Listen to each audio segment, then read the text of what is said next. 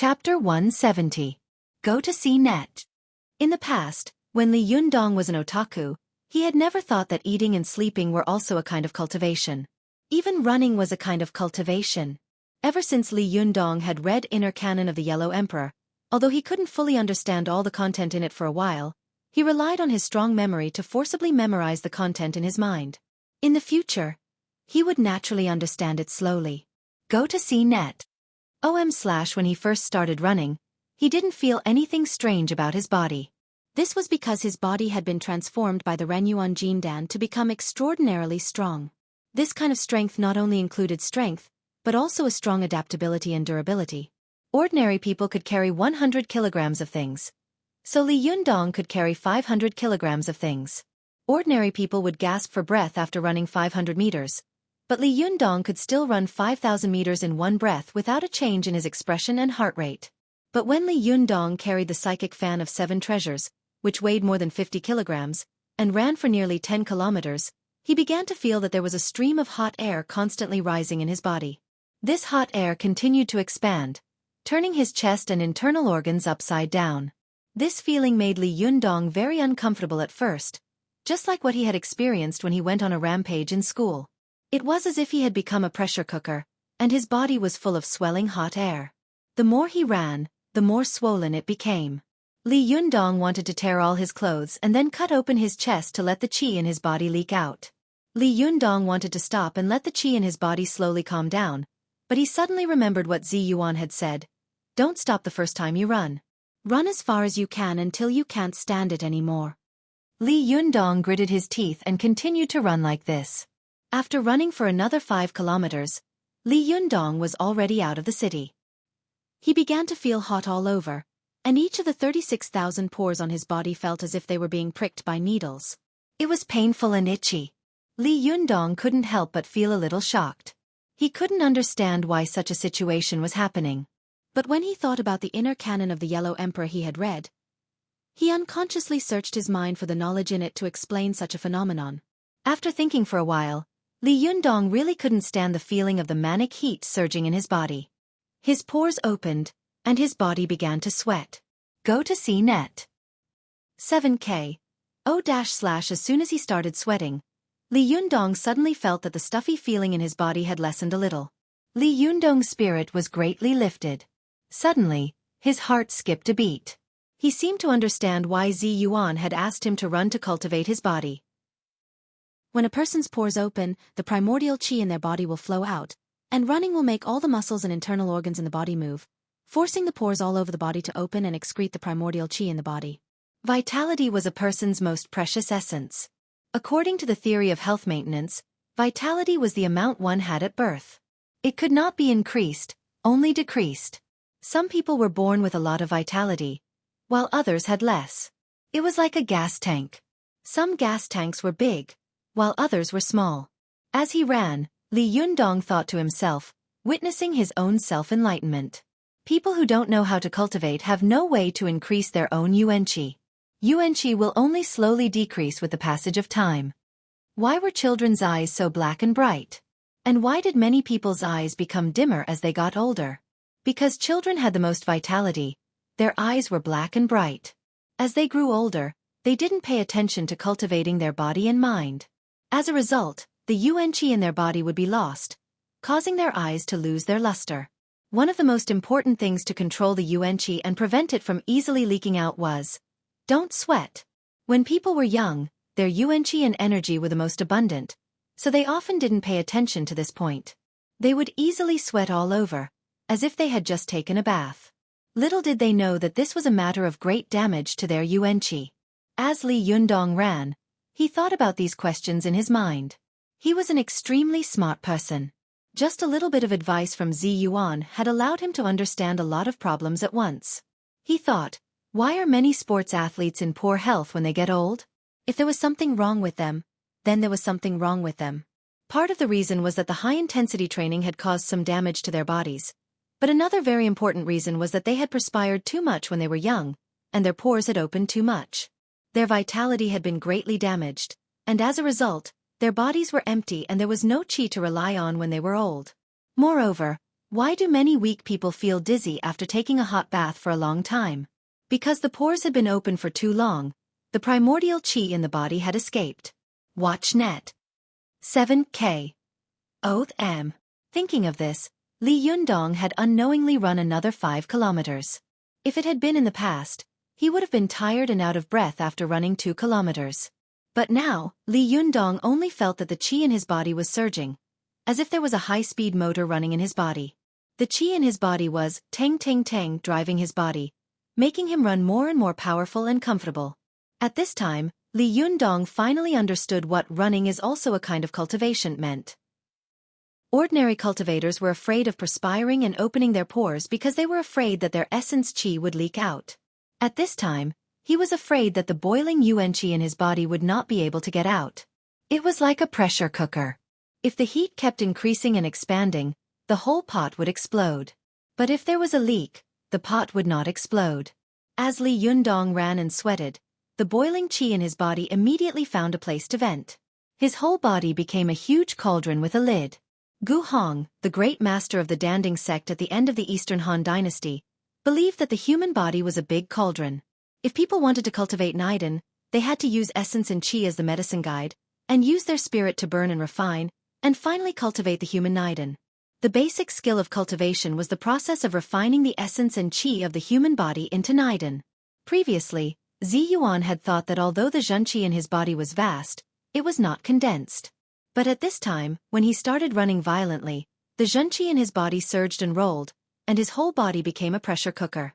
A huge pressure was produced in his closed body, constantly washing his meridians and squeezing the zhen qi in his body. This was the same as stewing bones in a pressure cooker. If you didn't use a pressure cooker, it would take nearly an hour or two to stew the bones completely.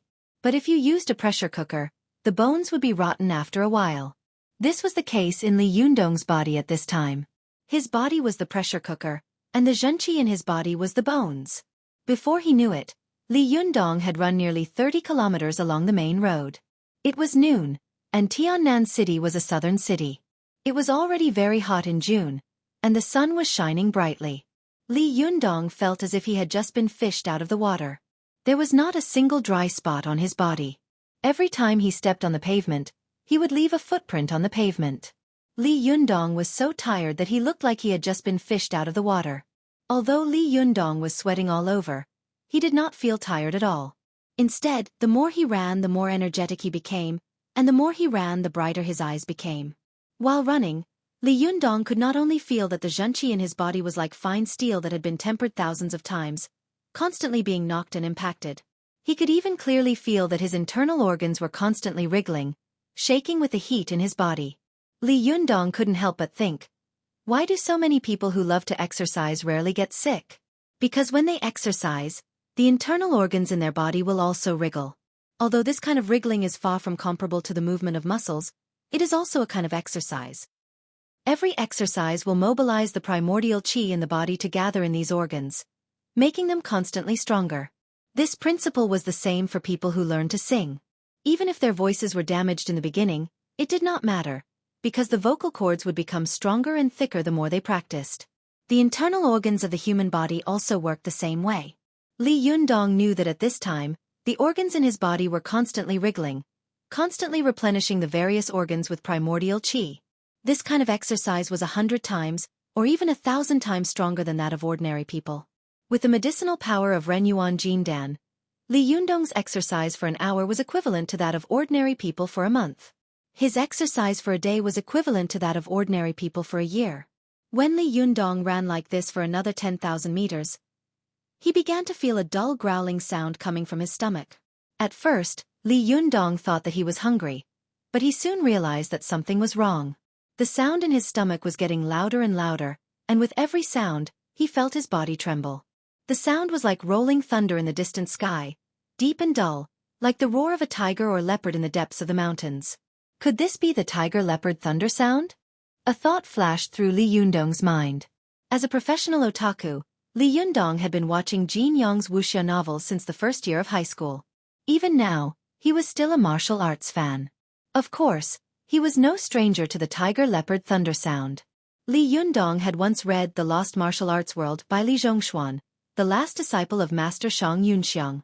In this book, Li Zhongshuan asked his master Shang Yunxiang, "What is the tiger-leopard thunder sound?" Shang Yunxiang picked up a cat and placed it in Li Zhongshuan's hands, saying, "This is the tiger-leopard thunder sound." Li Zhongshuan was instantly enlightened. Cats, leopards, and tigers were all feline animals. They all had one thing in common, and that was that their stomachs would constantly produce a low, deep sound. This sound was the sound of their internal organs constantly wriggling, like rolling thunder in the distant sky. That was why it was called the tiger-leopard thunder sound. The low, deep sound in Li Yundong's stomach was the state that most martial artists were unable to reach. The tiger-leopard thunder sound. Be it cultivators or martial artists, it would take years, or even decades, of painstaking effort to master the tiger-leopard thunder sound. It took only a day for Li Yundong to master it. While Li Yundong was shocked, he also sighed at the wonders of the Renyuan Jindan. Without the Renyuan Jindan, he would never have been able to master the tiger-leopard thunder sound. His internal organs were constantly wriggling, and Li Yundong could clearly feel his bones and muscles swelling. This feeling of swelling was not painful. Instead, it was full of power. Li Yundong could feel that the qi in his body was flowing rapidly at this time. Part of the qi was leaking out of his pores, excreting the excess qi, while the other part of the qi was driving his blood to flow quickly. The more Li Yundong ran, the more comfortable he felt. The more he ran, the more energized he felt. His running speed was comparable to that of a normal person sprinting for 100 meters. This terrifying speed shocked some of the passers-by on the road, and they almost caused a car accident. Suddenly, Li Yundong felt that perhaps this cultivation was not an extremely arduous journey. On the contrary, he was enjoying it, and he would never get tired of it. /om/ Chapter 171. Go to watch net. He hadn't expected that he would run for a day and a night. Even when he was thirsty, he only slowed down a little. He took a bottle of water from his backpack and took a sip. Then he didn't even put the bottle back. He held it in his hand and continued to run. Watch net. 7K. Oath M. Li Yundong's frantic running along the way attracted the attention of many drivers. Some of them even deliberately slowed down their cars to follow Li Yundong, wanting to see how long this young man could run. But after following him for more than 10 minutes, some of them realized that this young man, who was carrying a luggage bag wrapped tightly with a cloth strip, was actually walking at a fast pace, as if he was sprinting. There was no sign of him slowing down at all. After following him for an hour, Li Yundong's speed was still so fast. These drivers were all stunned by Li Yundong and almost had an accident. How could a human run so fast for so long? Could it be that this young man is from the National Track and Field team? While Li Yundong was drinking water, some kind-hearted drivers took the opportunity to ask loudly, "Young man, do you need a ride?" Li Yundong waved his hand with a smile, wiped the water from his mouth, and continued running. Under the training of the tiger-leopard thunder roar, Li Yundong's internal organs became stronger and stronger. The qi in his body, which was already very strong, also became more and more vigorous. At this time, Li Yundong completely understood why Zi Yuan had asked him to run all the way. It turned out that when he ran, his qi and blood would boil with it, and when he deliberately controlled the boiling qi in his body, he could constantly train the qi in his body. Long-distance running was the process of constantly tempering his internal organs and 8 extraordinary meridians. It was like building a dam in the upper reaches of the Yangtze River. At first, not a single drop of water was allowed to flow out, so the water accumulated more and more, and the water pressure became stronger and stronger. But when the water pressure exceeded the level that the dam could bear, the dam began to automatically drain water to prevent it from being broken by the flood. Watch net. This was the reason why Li Yundong began to sweat. When the human body's pores opened, it was as if the dam had opened the gate, and the accumulated water gushed out of the dam. When the water gushed out, the human body would spontaneously thicken and strengthen the dam again, and the water that could be stored would be a little more than the last time. When it couldn't stand it anymore, the dam would be opened again, and the excess water would pour out again. In this process, Li Yundong could feel that the more he exercised, the more vigorous the qi in his body became. The more he was hammered, the more condensed it became. At first, it was like a rushing Yangtze River, but slowly, it became like high-pressure water gushing out from a pipe. The force was frightening. Even on the second day, He began to notice that he could control the opening and closing of his pores. He could control where he wanted to sweat and where he didn't want to sweat. After discovering this, Li Yundong's heart skipped a beat. He began to gradually close some of his pores to prevent the yuan qi in his body from leaking out. This undoubtedly increased the pressure in his body. The opening of the dam, which could originally pour out 1,000 cubic meters of water in a minute, was now reduced to only 500 cubic meters. The water pressure from this opening was naturally twice as strong as before. As the pressure increased, the impact on the meridians in his body naturally increased as well. The pressure on his internal organs also increased. For example, he originally had to withstand a pressure of 100 pascals, but now because of the increased pressure, he had to withstand a pressure of 200 pascals. This kind of sudden doubling of pressure was very similar to Sun Wukong's cultivation in the training ground in Dragon Ball, where the gravity was doubled. Although it was hard, the effect of cultivation was extremely obvious. When Li Yundong was running for the third day, his clothes had already been wet and dry. He had repeated this more than dozens of times, and his clothes were covered with sweat and salt stains. Watch net.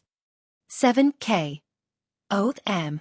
On the third day, Li Yundong could already control the pores all over his body. Only 10% of the pores were open for the qi to pour out. This meant that he could already adapt to the rolling qi under 10 times the pressure. Most importantly, during the continuous running, Li Yundong felt that the qi in his body was like a soldering iron that was constantly being beaten on a chopping board. The more it was beaten, the harder it was, and the more it was tempered, the stronger it was. His internal organs and 8 extraordinary meridians were also like a stronger and stronger dam, constantly increasing in height and thickness. It was not until the night of the third day that Li Yundong felt that he had begun to overdraft. Only then did he slowly slow down and stop by the side of the road. Li Yundong closed his eyes and adjusted his qi a little. After calming down the rolling qi and blood in his body, he carefully looked around. He found that he had run at least hundreds of kilometers away, and was already on the ground of another province. Li Yundong stretched his body and smiled. He walked off the highway and found a hidden place to sit cross-legged and meditate for the whole night. That night, when Li Yundong was meditating, he could clearly feel that the qi in his body was much stronger than before.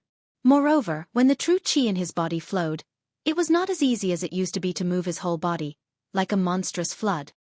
Although the true qi in his body was as strong and majestic as before, this qi was not like before, which came like thousands of galloping horses and left like a chaotic army.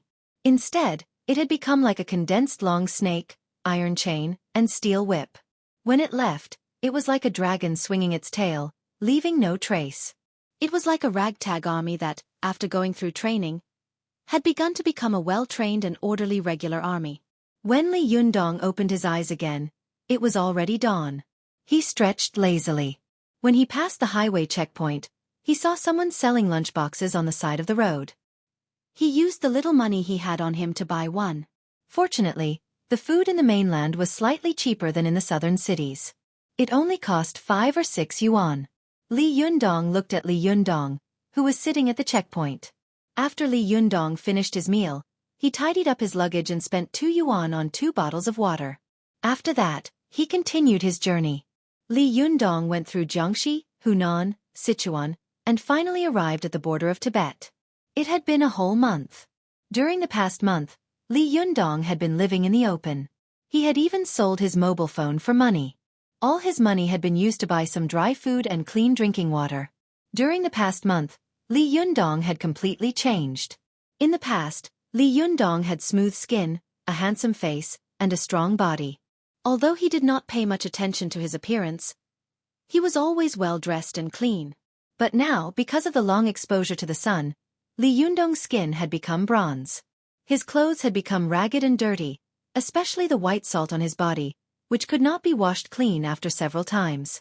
His clothes had become a little white, and the sneakers on his feet had long been worn out. He could no longer wear them, so he had to throw them away and become a pair of bare feet. Li Yundong ran barefoot all the way. At first, there were countless bloody blisters on his feet, which made him grimace in pain.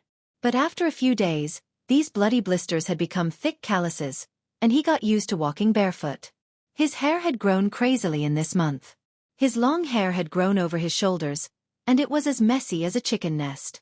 His face was unshaven, and he had grown a full beard. At first glance, He looked like a savage who had just come out of the mountains. Although he had suffered for a month, during this month, Li Yundong could only open the Bai Hui acupoint on the top of his head to pour out his qi. At the same time, he closed all the pores on his body. The qi in his body had been condensed like a reinforced iron pillar, powerful and not dissipating. Li Yundong didn't even know to what extent the qi in his body had become at this time, nor did he know what kind of lethality and destructive power he would have when he condensed his qi and punched. But Li Yundong knew that compared with a month ago, he was completely different. As the saying goes, the edge of a treasured sword is sharpened, and the fragrance of plum blossoms comes from the bitter cold. When Li Yundong arrived at the Beilonggu area of Baiyu County in western Sichuan, he finally stopped running. He looked around and found that although he was still in Sichuan, the customs here were very similar to those of the Tibetans. Many people were dressed very similar to the Tibetans. When the locals looked at a savage like him, their eyes were curious and vigilant. Li Yundong didn't care about these people's gazes and opinions. He just looked at the map and then walked in the direction of Mount Duonian. Along the way, Li Yundong found that some devout lamas were constantly walking up the mountainside. They were wearing dark red and bright yellow clothes and gloves on their hands. They prostrated themselves on the ground all the way, looking extremely devout and solemn. Fortunately, there were also tourists among these people, so Li Yundong, an alien, was not very eye-catching. However, his dirty and shabby clothes always attracted the attention of other tourists from time to time, and their eyes were full of disgust and contempt. Li Yundong glanced at them and suddenly understood the meaning of Tang Bohu's poem. The world laughs at me for being too crazy, and I laugh at them for not being able to see through me. These people all thought that Li Yundong was a beggar begging for food along the way. They all looked at him with disgust, afraid that he would come over and ask them for money. But who knew that Li Yundong was actually a cultivator who was hiding his strength and cultivating hard? Li Yundong sneered inwardly and continued to climb along the hillside in silence. When he was almost halfway up the hillside, a noise attracted his attention. /om/ Chapter 172. Go to watch net. Li Yundong looked in the direction of the noise and saw a group of people gathering on the road halfway up the mountain. There were pilgrims in llama clothes, and there were also travelers in various costumes. Watch net. 7K. Oath M. These people were surrounding a girl who looked to be about 17 or 18 years old. This girl was dressed in white Tibetan clothing and was squatting on the ground. Her hair was full of thin braids. Her appearance was delicate and pretty, and her face was rosy, revealing a healthy youthful color. However, her expression looked very mournful. She was hugging a motionless old man and crying loudly. The old man was wearing a yellow and red llama robe. His face was full of deep wrinkles, and he looked to be in his 70s or 80s. Like the other pilgrims, he wore gloves. There was a thick layer of black callus on his forehead, and there were obvious abrasions on his chest and knees. He was obviously a devout pilgrim, but he might have fallen here because his body was too weak during the journey. The girl hugged the old man's body and cried. Some of the surrounding Buddhists sighed softly, while others spun the prayer tubes and softly chanted scriptures. These people were all talking in Tibetan. Li Yundong was confused and couldn't understand a word. Just as he was about to turn around and leave, he saw a few people squeezing in from outside the crowd.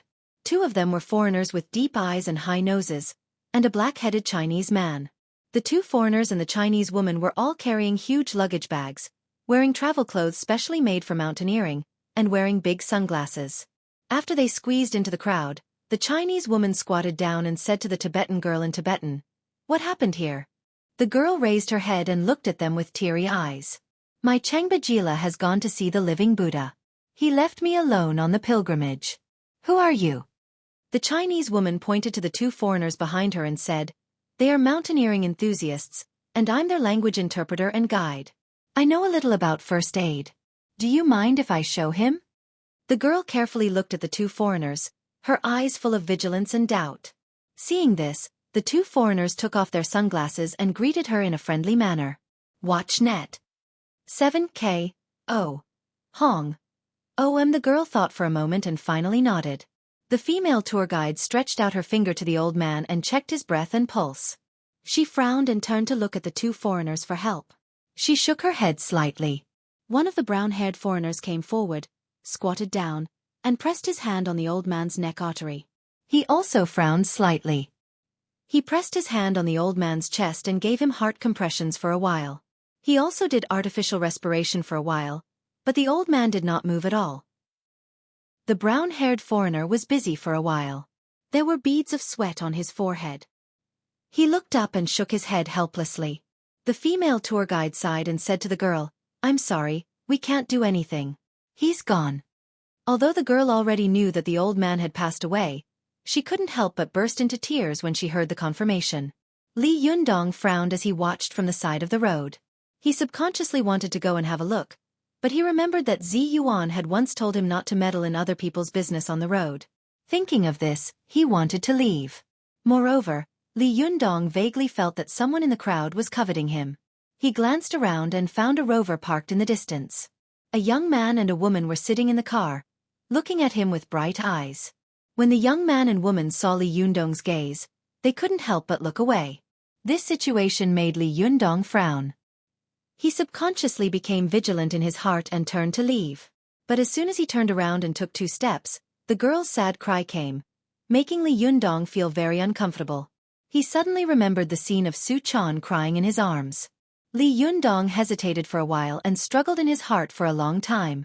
In the end, he sighed slightly, turned back, and walked toward the crowd. Li Yundong was dressed like a savage. Although he didn't smell, he looked very sloppy.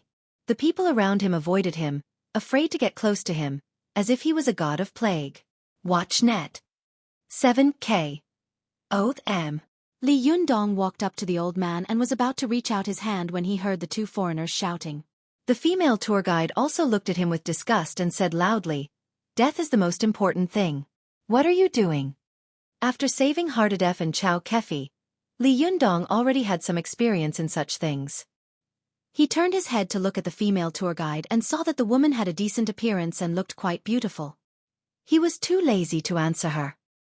He continued to stretch out his hand and help the old woman sit up. The surrounding Tibetans burst into an uproar and began to criticize him loudly. However, most of them spoke in Tibetan, and Li Yundong couldn't understand a single word.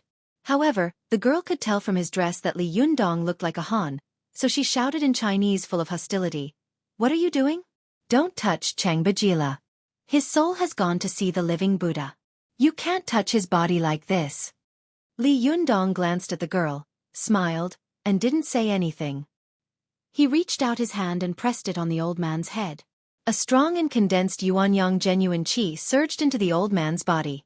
When the surrounding Tibetans saw Li Yundong's appearance, as if he looked down on all of them, they were all angry. Some of the young people even wanted to come over and fight. The 2 foreigners also looked frightened. For fear of being implicated, they stood up one after another, waved their hands and shouted, "No, no!" The female tour guide also shouted, "Don't be impulsive, don't be impulsive." But what could the 3 of them, outsiders, do? The Tibetans were aggressive and united. They were very xenophobic. They didn't care about the 3 of them and rushed up to beat Li Yundong. Li Yundong was angry in his heart. He raised his head, and the zhenqi in his body moved to his eyes. He rolled his eyelids, and his divine eyes swept over the people around him like lightning. Before Li Yundong had cultivated hard, his gaze could still make ordinary people tremble with fear. At this time, after a month of hard cultivation, the zhenqi in his body had been like hard pig iron, but now the zhenqi in his body was like fine steel that had been tempered 100 times. It was extremely hard and strong. Li Yundong's gaze swept across the crowd.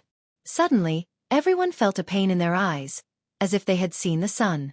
It was so painful that they couldn't open their eyes. Their hearts beat wildly, and they immediately stopped and covered their eyes.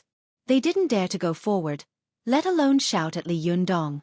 The people around saw this abnormality for a moment, and they all looked at Li Yundong with doubt and awe. They moved further away from him. Only the girl kept her big eyes open and stared at Li Yundong without showing any weakness. When Li Yundong saw the girl, it was as if he had seen Su Chan. He didn't care about the girl. He just smiled at her gently, then lowered his head and continued to transfer Yuanyang zhenqi into the old man's body. The zhenqi in Li Yundong's body was so strong that he didn't need to use the 3-pronged flower technique. He just pressed the old man's Bai Hui acupoint with his palm, and he could transfer the pure and vigorous Yuanyang in his body into the old man's exhausted meridians and internal organs. This vigorous yuanyang qi was like the spring rain that moistened the dry land, slowly restoring the old man's vitality. Chinese medicine believed that only when the yuanyang in a person's body was completely exhausted could the person be considered dead. Therefore, there was a saying that people had run out of luck. Such people could not be saved even by God. However, the old man's body couldn't bear the pain of the pilgrimage. For a while, he couldn't adjust the little yuanyang in his body, so he suddenly died. Although his situation was similar to Xueqi's, he was old and not as young as Xueqi. His body had not yet been exhausted. As soon as Li Yundong's vigorous yuanyang qi was injected into his body, the old man reacted strongly and woke up immediately. After Li Yundong injected the yuanyang qi into the old man's body, he could clearly feel that his zhenqi was like a sharp tentacle, exploring the old man's body. He began to feel that a little yuanyang qi hidden deep in the old man's body was mobilized by him and began to gush out, responding to his zhenqi and nourishing the organs in his body. Li Yundong nodded to himself, knowing that the old man had been saved by him and would wake up soon. He gradually returned the qi to his body. After that, he didn't say goodbye to the people around him. He turned around and continued his cultivation journey. These Tibetans looked at Li Yundong's back as he left and cursed. Even the female tour guide, who was his compatriot, looked at Li Yundong's back with disgust and snorted coldly. You didn't know anything, but you messed around. You almost caused trouble. Only the girl looked at the old man in front of her with shock and ecstasy. She opened her mouth and couldn't say anything for a long time. When the people around saw her like this, they also looked at the old man curiously. They saw that the old man's pale and gray face had begun to slowly become ruddy, and his chest had begun to rise and fall slowly. The female guide and the two foreigners stared, as if they couldn't believe what was happening in front of them. Without waiting for the girl's consent, the female guide reached out her hand and pressed slightly near the artery on the old man's neck. Her eyes suddenly widened and she cried out involuntarily. He came back to life? The two foreigners couldn't believe it. They had personally confirmed the old man's death before. How could he suddenly come back to life? The girl supported the old man with a face full of ecstasy and shouted, "Changbajila, wake up, wake up!" The surrounding Tibetans saw it clearly. Under the girl's shout, the old man's eyelashes began to tremble, as if he would open his eyes at any time. They all looked happy and shouted, "Changbajila, wake up!" The crowd's shouts were like a shot in the arm. After a while, the old man suddenly exhaled a mouthful of turbid qi, opened his eyes and woke up. With tears in her eyes, the girl shouted happily and threw herself into the old man's arms. "Changbajila, I thought you were gone. Meiduo was scared to death by you." The old man looked around in confusion and suddenly said, "How could I be here? I clearly saw the living Buddha enlightening me just now and sending me to the Western paradise. How could I be here in the blink of an eye?" The surrounding Tibetans were all shocked and asked, "Changbajila, did you see the living Buddha?" The old man nodded firmly and solemnly. "Yes, I saw the living Buddha, /om/." Chapter 173. Go to the net. Did Changbajila really see the living Buddha? It's possible. I once heard from Japugla that when people are about to die, they can see the gods and Buddhas. But why did Changbajila suddenly come back to life? That's possible. Maybe the living Buddha cured him? Well, it's possible. But just now, only that Han teenager touched Changbajila strangely. After a while, he recovered. Could it be that he's the living Buddha? Impossible, impossible. He's a Han. How could he be the living Buddha? The Tibetans surrounded Changbajila and whispered to each other. When Changbajila heard their words, he shouted unhappily, "That's not right. Buddha said that all living things are equal. Where did the Han and Tibetans come from?" Changbajila was very prestigious among these Tibetans. As soon as he spoke, they all shut up, but there was still a look of disapproval on their faces. "Oh." Changbajila sat for a while and gradually regained his strength. He stretched out his hand and gestured for Meiduo to help him stand up. Meiduo said nervously, "Changbajila, you haven't recovered yet. You'd better sit down and rest for a while." Changbajila laughed. The deep wrinkles on his face were like blooming chrysanthemums. "I'm very good. I haven't felt as comfortable as I do today for more than 20 years.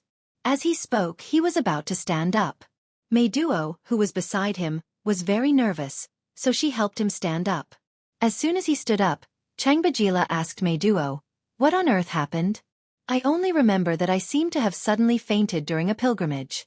Then I saw the living Buddha standing behind me and giving me enlightenment." Meiduo's eyes widened. She pointed to the two foreigners and the Chinese female guide and said, "Changbajila, they felt your pulse and tested your breath. They said that you had already gone to the Western paradise." Changbajila politely put his palms together and bowed to the two foreigners and the Chinese female guide. "Tashi Delek, thank you for your help." After the two foreigners listened to the translation of the Chinese female guide, they quickly put their palms together and bowed in return. Changbagra straightened his back and asked, "Did anything else happen after that?" Meiduo hesitated for a moment and said, "A dirty Han man squeezed in and touched your head with his hand. Then he left." "Oh." Changbajila's eyes lit up. "And then?" he asked. Meiduo said with a puzzled expression, "And then you woke up." Changbajila became excited and asked loudly, "Where is this person now?" Meiduo pointed in the direction of the mountainside. "He went there." Changbajila stomped his feet and said, "Meiduo, what did I teach you? Why didn't you leave him behind? That's my savior. He is the living Buddha that I saw." Before Meiduo could say anything, the surrounding Tibetans widened their eyes and said one after another, "Changbajila, are you confused? How could that Han man be the living Buddha?" Changbajila said loudly, "I was about to go to Elysium when he put his hand on my head and I came back to life. Even Master Jalila Tenzin can't do such a thing. If he's not the living Buddha, then what is he?" Changbajila's words made everyone look at each other in dismay. Their hearts began to waver. One of them said in a low voice, "Yeah, this guy just touched Changbajila's head, and Changbajila came back to life. This kind of method is too unimaginable. If he's not the living Buddha, then what is he? How can the living Buddha be a Han man?" "Oh, no matter what, I think Changbajila's life was saved by this Han man. Yes, I think this man is the living Buddha among the Han people." It was difficult to persuade these people. An old Tibetan looked at Changbajila and said, "Changbajila, you are the leader of our pilgrimage. You should tell us what to do." Changbajila's face showed an embarrassed expression. He thought to himself, "It stands to reason that we should catch up with him immediately and express our gratitude to our benefactor. However, pilgrims must bow every 3 steps on the pilgrimage journey. If we don't do this, it will be a great disrespect to Buddha, and we won't be able to escape to Elysium when we die. But if we bow every 3 steps, how can we catch up with this benefactor?" Changbajila looked embarrassed, but Meiduo said considerately, "Changbajila, I think he is also going to Kathoda Temple. He will definitely rest there for a while. Maybe he will still be there when we get there." Changbajila sighed and said, "That's the only way. Let's go." 7K. O.M. As he spoke, he turned his face again and kept lecturing Meiduo. "Why didn't you stop him back then? Did you have a preconceived notion because he was a Han person and have other ideas in your heart?" Meiduo glanced at Changbajila timidly and shook her head weakly. "No, it's just that he's too dirty." Changbajila couldn't help but say angrily, "I'm still dirty. I've been worshipping all the way here. Which part of me isn't dirty? Which part of you isn't dirty?" D***Emenet, Buddha said that all living beings are equal, that there is no distinction between high and low, and that there is no distinction between beauty, ugliness, and cleanliness. As my disciple, how dare you say such a thing? Don't you know that Buddha used to beg along the street and was unkempt? Meiduo, a young and beautiful girl, was reprimanded by Changbajila in front of everyone. Her eyes immediately turned red, and tears welled up in her eyes. She didn't dare to refute. She just took Changbajila's hand and said softly, "Changbajila, don't be angry. If we meet him later, I'll apologize to him. You've just recovered, so don't be angry. We can't do without you." Changbajila said angrily, "What if we don't meet him? I'm telling you, if we don't meet him, you will have committed an evil deed, and there will be retribution in the future." Meiduo couldn't hold it in any longer. Tears rolled down her cheeks, but she had a strong personality. She turned around and secretly wiped her tears, not wanting anyone to see them. The Tibetans on the side tried to persuade him. "Changbajila, don't talk about Meiduo anymore. You almost went to paradise before. You don't know how sad she was. Maybe we'll meet this Han person up ahead? Changbajila snorted and said. What if we don't meet him? The crowd looked at each other and kept silent. Changbajila stopped talking. He faced the direction of Mount Duonyen, put his palms together, raised them above his head, and knelt on the ground. Then he kowtowed to the ground, touched his mouth, and prostrated himself on the ground. His heart touched the ground, and his whole body touched the ground. He completed the worship. When the Tibetans saw that he had started the pilgrimage, they followed him one after another. They knelt down every 3 steps as they walked toward the Kathoda temple halfway up the mountain. 2 foreigners who were climbing the mountain witnessed this scene. After listening to the translation of the female guide from China, they couldn't help but praise. What a magical country! What a magical pilgrim! What a magical living Buddha! The female guide, Lu Xia, said with a dubious look. That scruffy man is a living Buddha? I don't believe it. One of the foreigners said, it doesn't matter whether he's a living Buddha or not. What's important is that he pressed his hand on the dead old man's head and the old man came back to life. It's really amazing. Lu Xia, are all Chinese people so magical? Lu Xia curled her lips and muttered in Chinese. Who knows if he's just a blind cat running into a dead mouse? When the foreigner saw that she was speaking Chinese and he couldn't understand it, he shrugged helplessly and said to his companion, Hey Jack, is your camera used as an ornament? Why didn't you take a picture of it just now? Jack said, Lubby, I didn't think of it. Don't worry, I'll take it out now. I won't turn it off again. Lubby smiled and said, Then let's go all the way. I have a feeling that these people are going to cause trouble. Li Yunyang had no idea that a group of people was chasing him, but they were all in different ways. He had been crawling along the mountain path of Mount Duanyan. He had already gotten used to the weight of the fan of 7 treasures, which weighed more than 50 kilograms on his back. It was as light as a feather. Although he didn't run, even walking gave people the feeling that there was wind under his feet. The scenery on the side of the road kept passing behind him. When he was halfway up the mountain, Li Yunyang looked up and saw a magnificent temple standing in front of him. Under the golden sun, red palaces were densely packed like a forest. In this forest, the Naomi Sushiong Spirit Pagoda, known as the decoration of the snow mountain, was clustered in the middle of the palaces. Countless small white pagodas around it extended to the hillside, as if to guide the pilgrims on the way up. Before entering the temple, Li Yunyang felt a strong sense of majesty and pressure. This was a powerful force formed by the firm faith and will of countless pilgrims over thousands of years. It was like countless gods, tightly surrounding the temple and guarding the snow mountain. What a powerful force! Li Yunyang was secretly shocked. Stimulated by this force, the zhenqi in his body suddenly surged and gathered together. It was like 2 fierce beasts in the mountain forest had suddenly encountered each other, and each of them had raised their manes. As soon as the zhenqi in Li Yunyang's body gathered, he immediately felt that the power lingering over the temple suddenly formed a Vajra Arhat with a Vajra pestle in its hand and a red sun Vajra wheel behind it. With a ferocious expression, it pounced on him fiercely. Li Yunyang was shocked and was about to resist when he suddenly heard an old voice in his mind. Don't be hostile. If you are strong, it will be stronger. If you are weak, it will be weaker.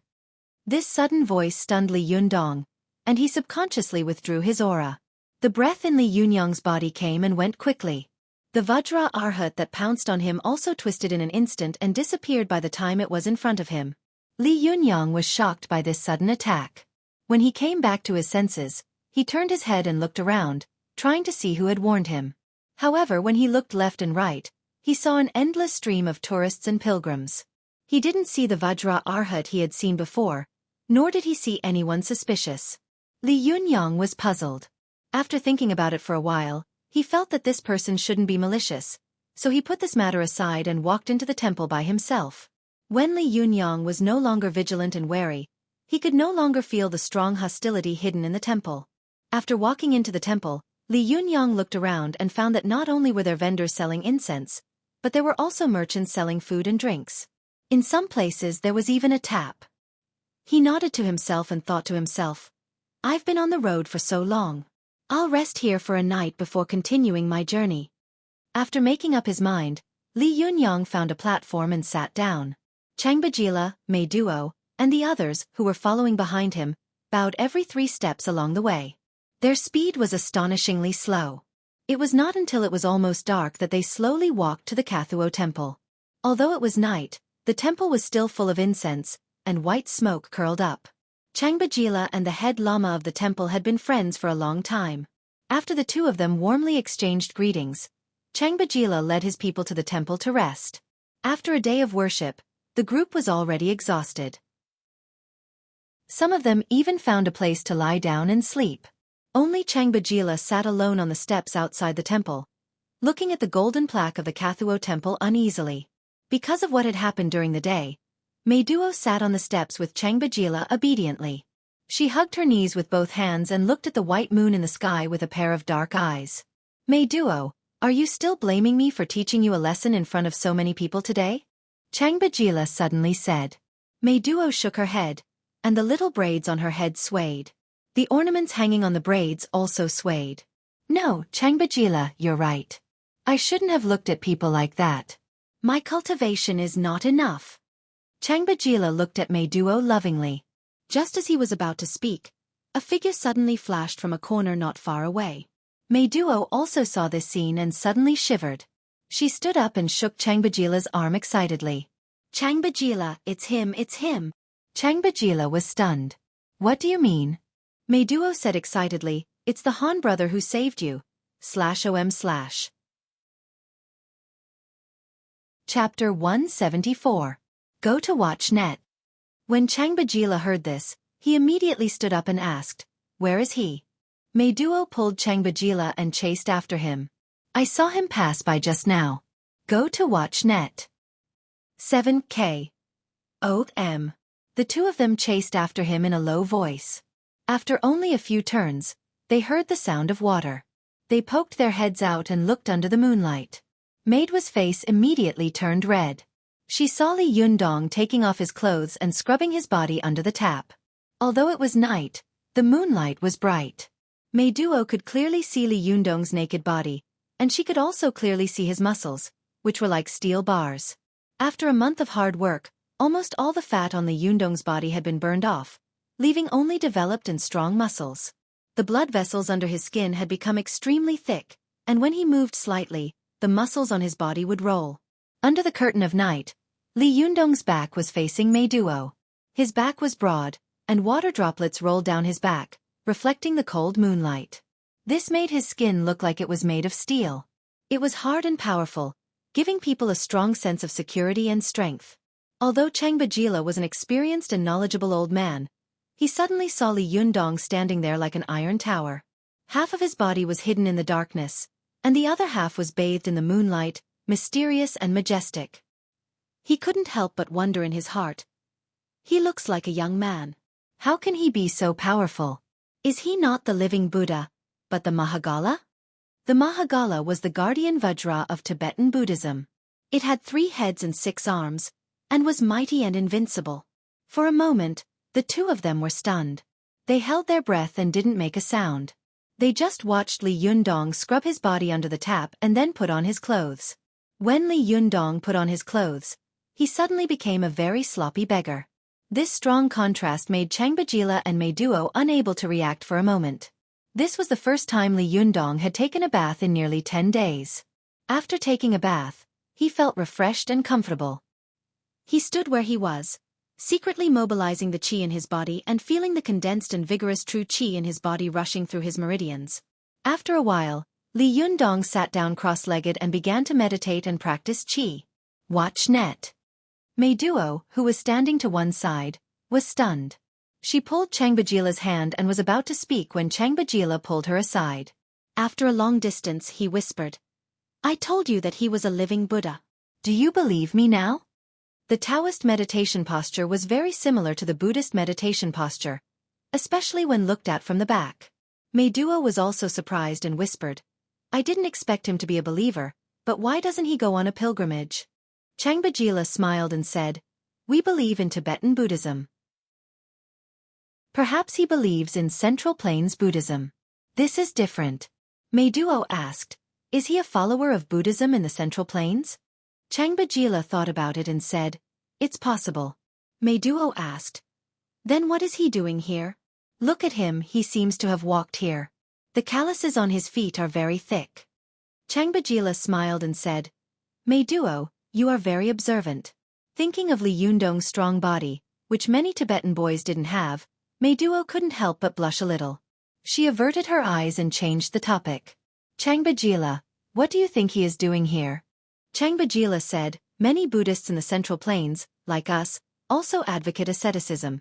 So there is a saying about ascetic monks. I guess this person is an ascetic monk." But speaking of this, Mei Duo said, "But he didn't shave his hair." Changbajila couldn't help frowning and said, "Maybe he cultivates with his hair? But I've never heard of an ascetic monk cultivating with his hair." As they were talking, the two of them suddenly heard a low sound of something breaking through the air. The girl and the old man looked at each other and slowed down to see what was going on. Seeing this, the two of them were immediately stunned. They saw a thin line of white mist emerging from the top of Li Yundong's head. Although it was night, it could still be seen with the naked eye. His chest rose and fell, and when he took a deep breath, Mei Duo and Changbajila felt as if the air around them had been sucked away by this young man. Mei Duo had sharp eyes. She nudged Changbajila with her elbow and then pointed to the ground. Changbajila looked down and was so shocked that his eyeballs almost fell out of their sockets. Go to the internet. 7K. Oath M. When Li Yundong took a deep breath, the sand and dust on the ground rolled toward him, as if he was a huge black hole. But when Li Yundong exhaled, a straight and thin white line sprayed out of his mouth. It flew more than 10 meters away, hit the red and black walls of the temple, and then scattered in all directions. The two of them were shocked by Li Yundong's abnormality. Suddenly, the qi in Li Yundong's body began to surge violently, as if there was a thunderstorm in the sky. Countless thunderbolts fell and began to fiercely attack Li Yundong's lower abdomen and lower dantian. Li Yundong knew that this was a situation where he had to enter the Xueqi phase in advance, but his current environment was not right, so he didn't dare to enter the Xueqi phase directly. He suddenly opened his eyes and instantly mobilized the surging qi in his body into his arms. Then, he jumped up, exhaled, and punched a hard rock 3 meters away. With a muffled bang, Mei Duo and Changbajila felt the ground under their feet tremble slightly, as if an invisible giant had just stamped on the ground. The two of them didn't dare to breathe too loudly. They just watched as Li Yundong gradually withdrew his qi and then carried the tightly tied fan of 7 treasures on his back again. Then, they left the temple and continued to climb to the top of the mountain. Mei Duo and Changbajila waited until Li Yundong was far away before they dared to come out. At the same time, they moved closer to the rock that Li Yundong had punched 3 meters away, which was as tall as a man. This rock was originally a treasure of the Kathuo temple, which was engraved with golden Sanskrit characters. Li Yundong had exhaled in the dark, so he didn't have time to identify it. He punched out and made a fist mark in the middle of the treasure of the temple. Mei Duo and Changbajila took a closer look and saw that there was a clear fist mark on the stone. With the bright moonlight, they could even see the clear and recognizable skin lines in the fist mark. Around the fist mark, the stone wall was extremely smooth, as if someone had deliberately skimmed it with a file. Mei Duo and Changbajila looked at each other. Both of them were so shocked that they couldn't control themselves. Mei Duo said, "God of heaven! This Han brother is too powerful." Changbajila also murmured excitedly, "Mahagala, this must be the reincarnation of Mahagala." While one of them was shocked and the other was excited, a cold cough suddenly came from behind them. Mei Duo was startled and quickly turned around, only to see a boy standing in front of her. Although his hair had been washed, it was still messy and draped over his shoulders. The beard on his face almost covered his appearance. It was Li Yundong, who had returned. Li Yundong looked at Mei Duo and Changbajila warily and asked in a deep voice, "Why are you following me?" At this time, Changbajila turned around and knelt down excitedly. He threw himself on the ground, the backs of his hands touching the ground, and his palms facing the sky. He said piously, "Mahagala, thank you for saving my life." Li Yundong's vigilance dropped slightly. He bowed slightly and made a gesture of bending down to support him. "You're welcome. It was just a small effort." Changbajila got up from the ground, turned his head, and glared at Mei Duo, who was looking at Li Yundong curiously. He said in a low voice, "Why are you in a daze?" In Mei Duo's eyes, the boy was not very tall, but his shoulders gave people a strong and burly feeling. Although his hair was messy and his face was covered with a beard, making him look like he was in his 40s or 50s. His eyes were as bright as the stars in the sky, and his voice didn't sound much older than hers. Just how old is this Han brother? He doesn't seem to be much older than me, but why is he so powerful? Is it really as Changbajila said? Is he really the reincarnation of Mahagala? Meiduo thought to herself. When she heard Changbajila's low scolding, she immediately came to her senses. Her ears were slightly red, and she said to Li Yundong in a slightly broken Chinese, "I'm really sorry for what happened today. You saved Changbajila's life, but I offended you. If you want to scold me or beat me, I will have no complaints." Meiduo was originally a beautiful woman, and she had the reputation of being the most beautiful flower in the tribe.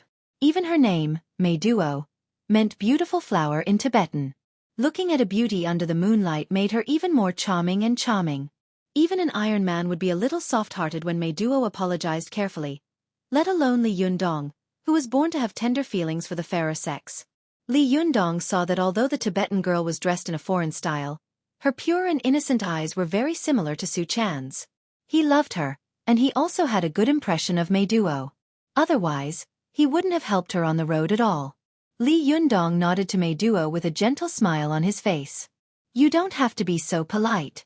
When Meiduo saw Li Yundong smile slightly, the way he looked at her also became particularly gentle.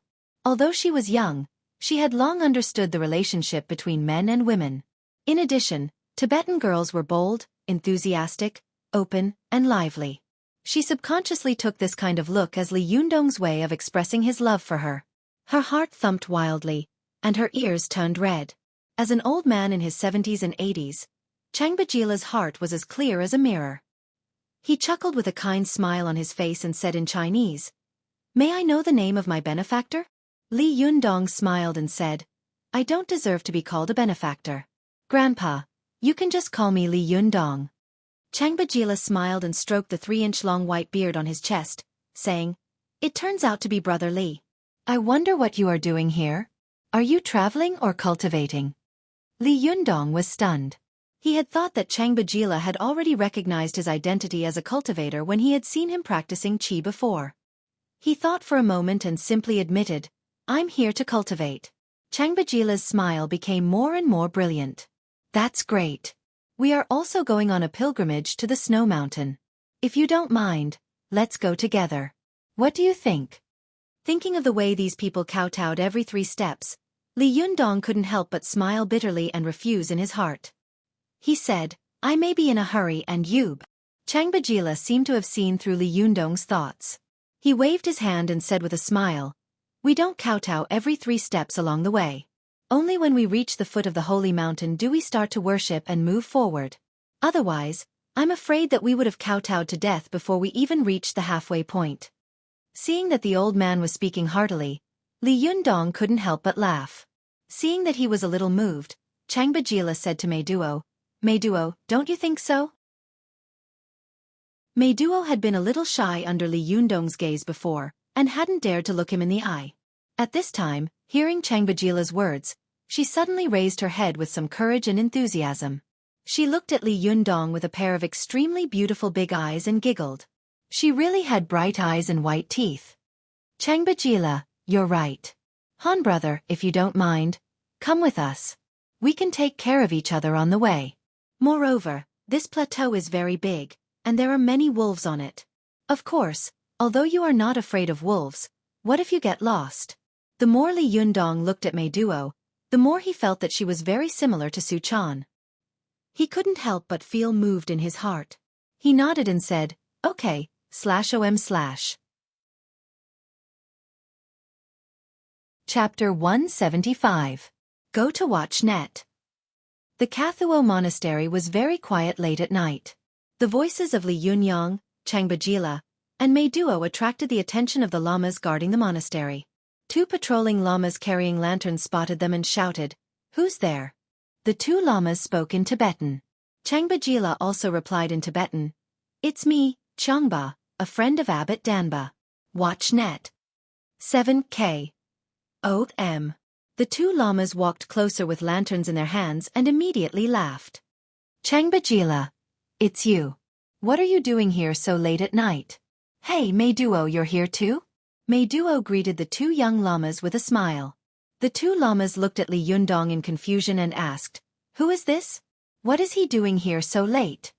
Changbajila smiled and said, "This is my savior." One of the slightly taller young llamas laughed. "Oh, I know. I've heard about this. Changbajila, is he the living Buddha of the Han family who saved you from Elysium?" "It doesn't look like it." Changbajila chuckled and said, "Buddha said that all living beings are equal. People can't be judged by their nobility or their appearance. Mima, don't look at him like this. He's very powerful." The young lama called Mima laughed and said, "Of course, I don't have the ability to bring the dead back to life." Li Yundong saw that they had been talking in Tibetan, and he couldn't understand a word, so he couldn't help asking Meiduo, "What are you talking about?" Meiduo smiled and said, "We are talking about you. Mima and Pu Cheong don't believe that you saved Changbagra." Li Yundong smiled and said, "It doesn't matter. As long as they don't blame me for breaking into the temple in the middle of the night." Who would have thought that Mima could understand Mandarin? "Did you barge into the temple on your own?" he asked in Mandarin. Li Yundong thought to himself, F***CK. Why would I send myself to the muzzle of a gun for no reason? Could these two llamas understand Mandarin? He groaned inwardly, but he forced himself to nod and said, "Actually, I've been staying in the temple and haven't gone out, so it can't be considered trespassing." Watch net. Rainbow ** literature under learning % super #fast. Update. Another llama, Pu Cheong, who had been silent all this while, also said in stiff Mandarin, "You can't spend the night in Kathuo Monastery without permission." Li Yundong knew that it was his fault, so he didn't embarrass the two llamas. He nodded and said, "Well, I'll leave in a while." Changbajila was shocked and hurriedly stopped Li Yundong, who was about to leave. He said sincerely, "Han brother, you are my savior. We Tibetans have no reason to drive our benefactor away. This is ungrateful. Wait here for a moment. The abbot, Danba, is a good friend of mine. I'll go talk to him. You can definitely stay here for the night." Li Yundong smiled and said, "Changbajila, it doesn't matter. I'm going to hurry through the night." Changbajila opened his hands to stop Li Yundong from going over. He said, "Han boy, you insist on leaving. Aren't you making me feel bad? In the future, if others know that I can't even repay my savior, what will they think of me?" Meiduo also tried to persuade him. "Yes, Han brother, although you didn't get lost after a long journey, this plateau is not like the inland. There are roads and signs everywhere. It's easy to get lost on the plateau here. You'd better wait until dawn and go with us."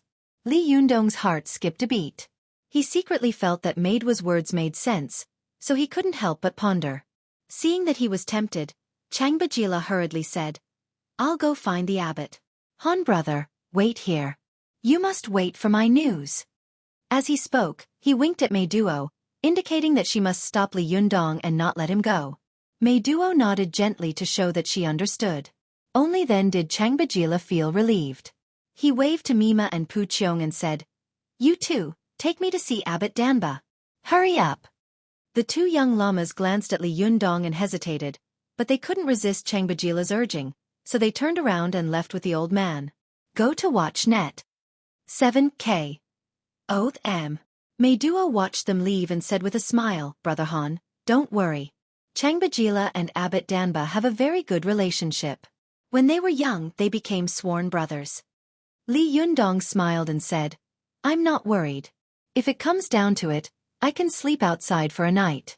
Anyway, that's how I've been doing for the past month."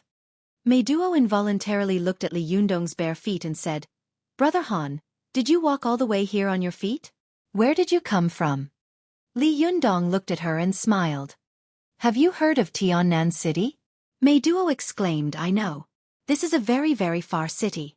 It's more than 2,000 kilometers away." Li Yundong was a little surprised. "You know Tiannan City?" Meiduo smiled proudly and said, "I'm very good at geography. I've always been in the top 3 in all my subjects in school. Don't look down on me." Li Yundong chuckled and said, "I wouldn't dare. You're much better than me." Meiduo giggled. She opened her mouth to speak, but suddenly found that she couldn't find a topic to talk about. She rolled her eyes and asked again, "Well, Brother Han, can you tell me how old you are? You must be working already, right?" Li Yundong smiled and said, "I'm still in college. I'm only 20 years old." Mei Duo said in surprise, "Really? You seem to be in your 30s. I didn't expect you to be only 2 years older than me. Are you a college student?" "Hee hee, I'm also going to take the college entrance exam next year." Li Yundong smiled and followed her topic of conversation. "Which university do you want to go to?" Mei Duo had long had her favorite university in mind, but she suddenly rolled her eyes and said slyly, "I don't know yet. By the way, Brother Han, which university are you going to?" Li Yundong smiled and said, "Tiannan University, just a third-rate university. It's not worth mentioning." Mei Duo didn't know that Li Yundong was telling the truth.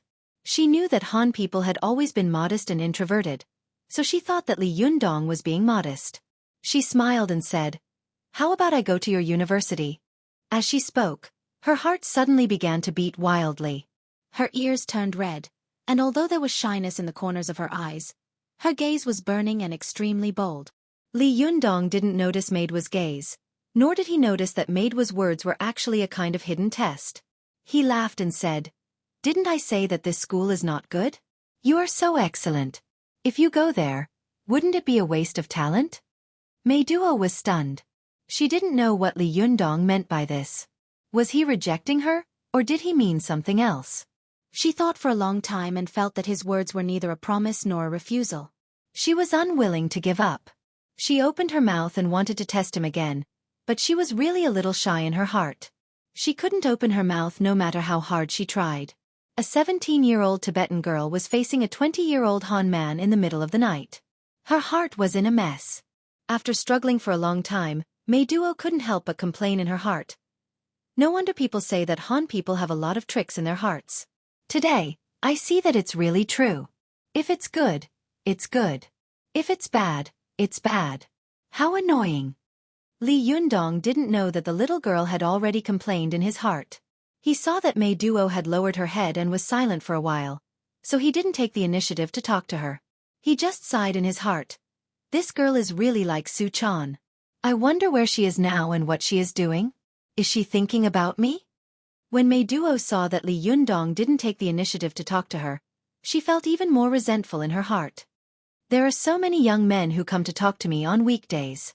Why is this Han brother so arrogant that he doesn't even want to take the initiative to talk to me? Mei Duo felt a little embarrassed and wanted to leave, but her feet seemed to be rooted to the ground and she didn't move at all. While the two of them were talking to each other, Changbajila found the backyard of the temple, where Abbot Danba lived.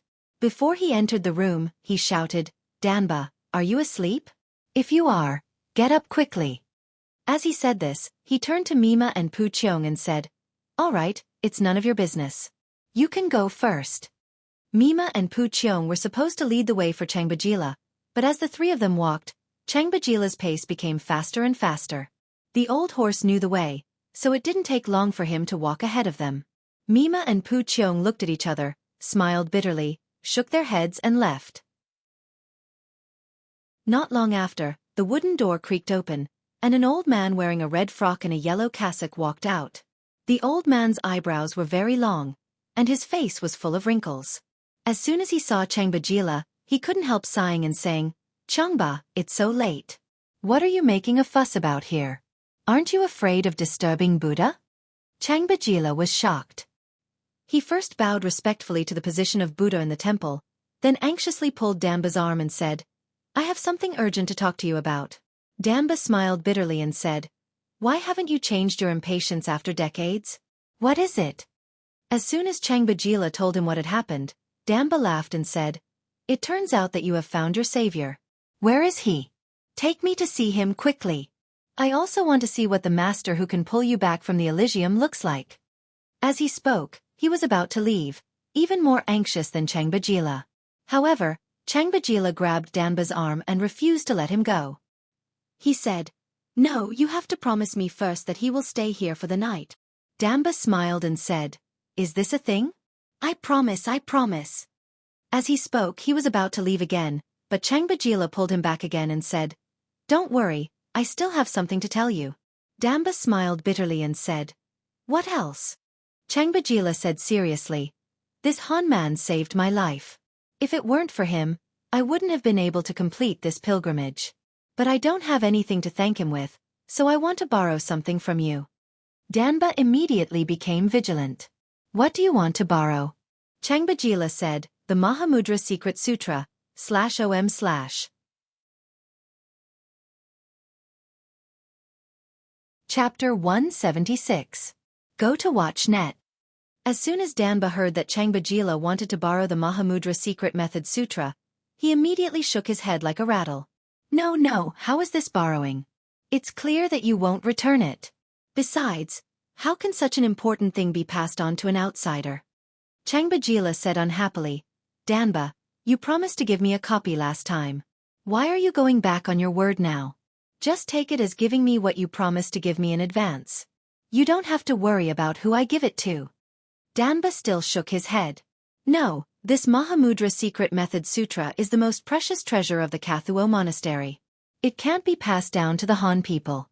Go to watch net." Changbajila sneered. "Danba, are you bullying me as an outsider? Do you think I don't know that you have printed a lot of Mahamudra Secret Method Sutra and are selling them as souvenirs?" Danba's face was slightly red, but he couldn't see it clearly in the dark. He argued, "That's an incomplete copy.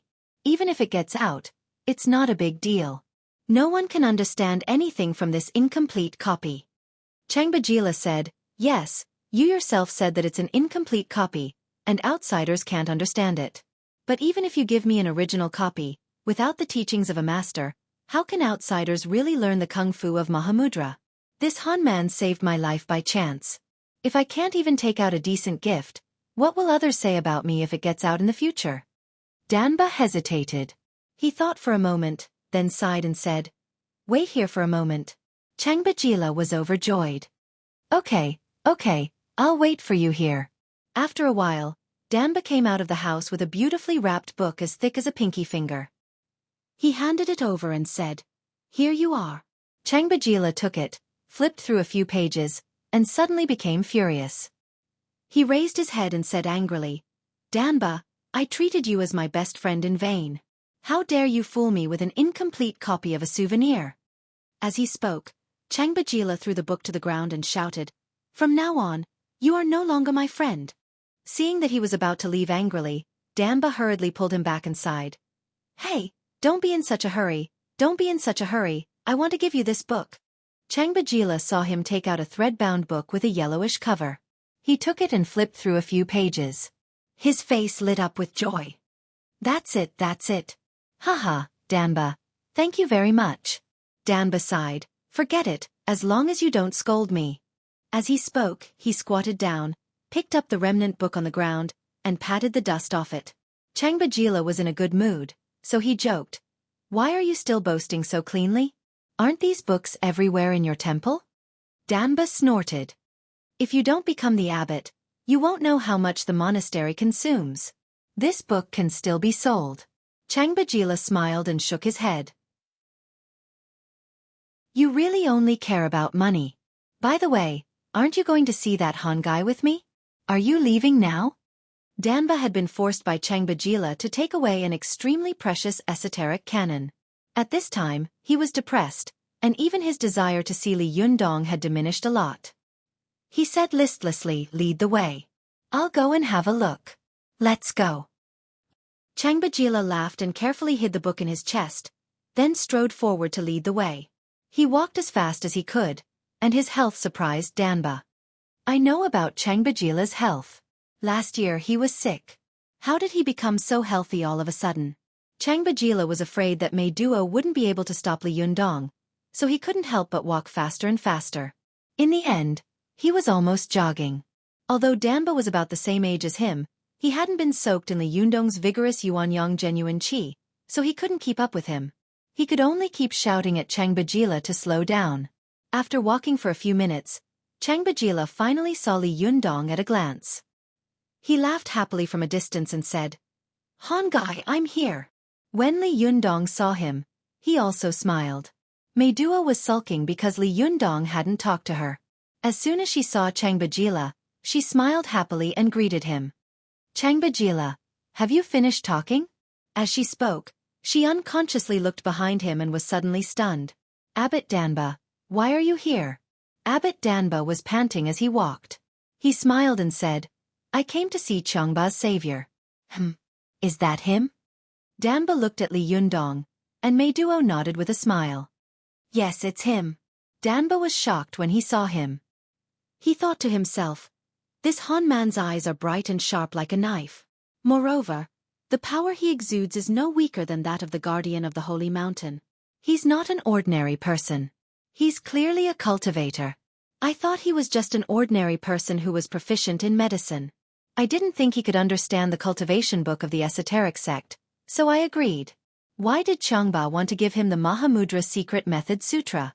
Nonsense, it's really nonsense. But he had already promised to give the Mahamudra Secret Method Sutra to Changba, so it was not appropriate for him to ask for it back. He could only hope that Li Yundong would refuse so that he could ask for it back. Go to the internet. Changbajila didn't know what Danba was thinking. He walked up to Li Yundong and enthusiastically introduced them to each other. This is my good friend, Master Danba, the abbot of the Kathuo Temple. Danba, this is my savior, Li Yundong. Li Yundong nodded with a smile, and Danba also forced a smile and put his palms together in return. Changbajila took out the Mahamudra Secret Method Sutra from his bosom and respectfully handed it to Li Yundong with both hands. He said seriously, Han boy, this is a little token of my appreciation. Please accept it. Li Yundong was stunned. He saw that it was a thread-bound book with a Buddha statue on the cover and a line of golden Sanskrit characters. He muttered in his heart, what is this? Should I accept it? Isn't it popular among Tibetans to give hada? Meiduo, who was standing to one side, saw his hesitation and advised, Han brother, just accept it. You saved Changbajila's life, so it's not a big deal to accept this little gift. If you don't accept it, Changbajila will be very sad. Li Yundong glanced at her and felt that it might not be a precious gift, so he nodded with a smile and accepted it. Danba was going crazy watching from the side. He wanted to beat his chest and stamp his feet. Meiduo, why are you so talkative? Do you know what that is? Seeing Li Yundong accept it, Danba stuffed it into his bosom without looking at it, looking as if he didn't take it seriously. He was even more resentful in his heart. This kind of esoteric method is hard to get, but you actually treat it as weeds on the side of the road and don't take it seriously at all. Damn it! But on second thought he thought, well, since you don't take it seriously, that's even better. When I find a chance to take it back, you won't be very sad. Danba made up his mind. He smiled and chatted with Li Yundong for a while, then found an opportunity to say goodbye and returned to his room. After returning to his room, Danba called over a patrolling lama who had passed by the house and said, Go and get Dorji Tenzin for me. The lama nodded and turned to leave. After a while, a tall monk dressed in a yellow and red lama robe strode in. The monk's robe exposed his left hand, where the muscles were bulging, and his skin glowed like steel under the moonlight. The village chief's hair grew on his head, each strand like a steel nail. He had tiger eyes and a lion's nose, and his appearance was extremely fierce. When Dorji Tenzin saw Danba, who was 2 heads shorter than him, he bowed respectfully and said, Abbot Danba, what can I do for you? Danba told him the whole story, sighed, and said, I thought that he was just a Han man who was proficient in medicine. I thought that even if I gave him the book, he wouldn't be able to understand it. But I never expected that this person would turn out to be a cultivator from the Central Plains. If such a person gets the book of our esoteric sect, he must be like a fish in water, like a tiger with wings. This is a big deal, and it may endanger the safety of our esoteric sect in the future. Dorji Tenzin raised his head and asked, Abbot Danba, do you want me to kill that person? Danba quickly shook his head and said, No, we are all monks. How can we commit such a sin that will send us to hell? I'm also at fault in this matter. I shouldn't have agreed to Changba's request. Just help me get this book back. Dorji Tenzin nodded. There was no expression on his face, and his eyebrows were as deep as the sea. He didn't ask about the strength of his opponent, so he nodded and said, Okay, I understand. As he spoke, he turned around and was about to leave. Danba hurriedly stopped him and warned, Don't act rashly. You must wait until he is separated from Changba and the others. You must not let Changba know. Do you understand? Dorji Tenzin nodded, but Danba still felt a little worried. He said, by the way, although you are the guardian of our Kathuo monastery and one of the 18 guardian Vajras of the Holy Mountain, don't underestimate your opponent. Don't kill him, don't hurt him. Just take the scripture back. If he is willing to return it himself, that will be even better. Do you understand? Dorji Tenzin frowned slightly and asked, what if he refuses? Danba sighed and said, if he refuses, then we can only rob him. Dorji Tenzin nodded and said, I understand. Abbot Danba, is there anything else? If not, I'll leave first. Danba smiled and said, go and have a rest. It's all right. When the night passed, Danba woke up. He wanted to ask Changbajila about the route of their pilgrimage, but when he arrived at the residence of Changbajila and the others, he found that they had set off early in the morning before the sky had even brightened. Danba was about to ask the lama next to him to find Dorji Tenzin and ask him to catch up with him quickly. But he suddenly found that the lamas in the temple were pointing at a stone that was as tall as a person next to the temple. Some tourists who had come to burn incense early in the morning were constantly marveling at the stone, and some were even scrambling to take pictures next to it. Danba walked over curiously and asked, what are you looking at? One of the lamas turned around and saw that it was Abbot Danba.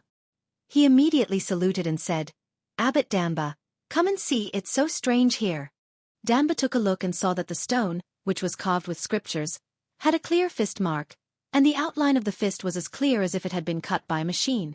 Danba sucked in a breath of cold air. Who did this? A lama said, I don't know. I passed by here yesterday evening when the temple was closed. It was still fine.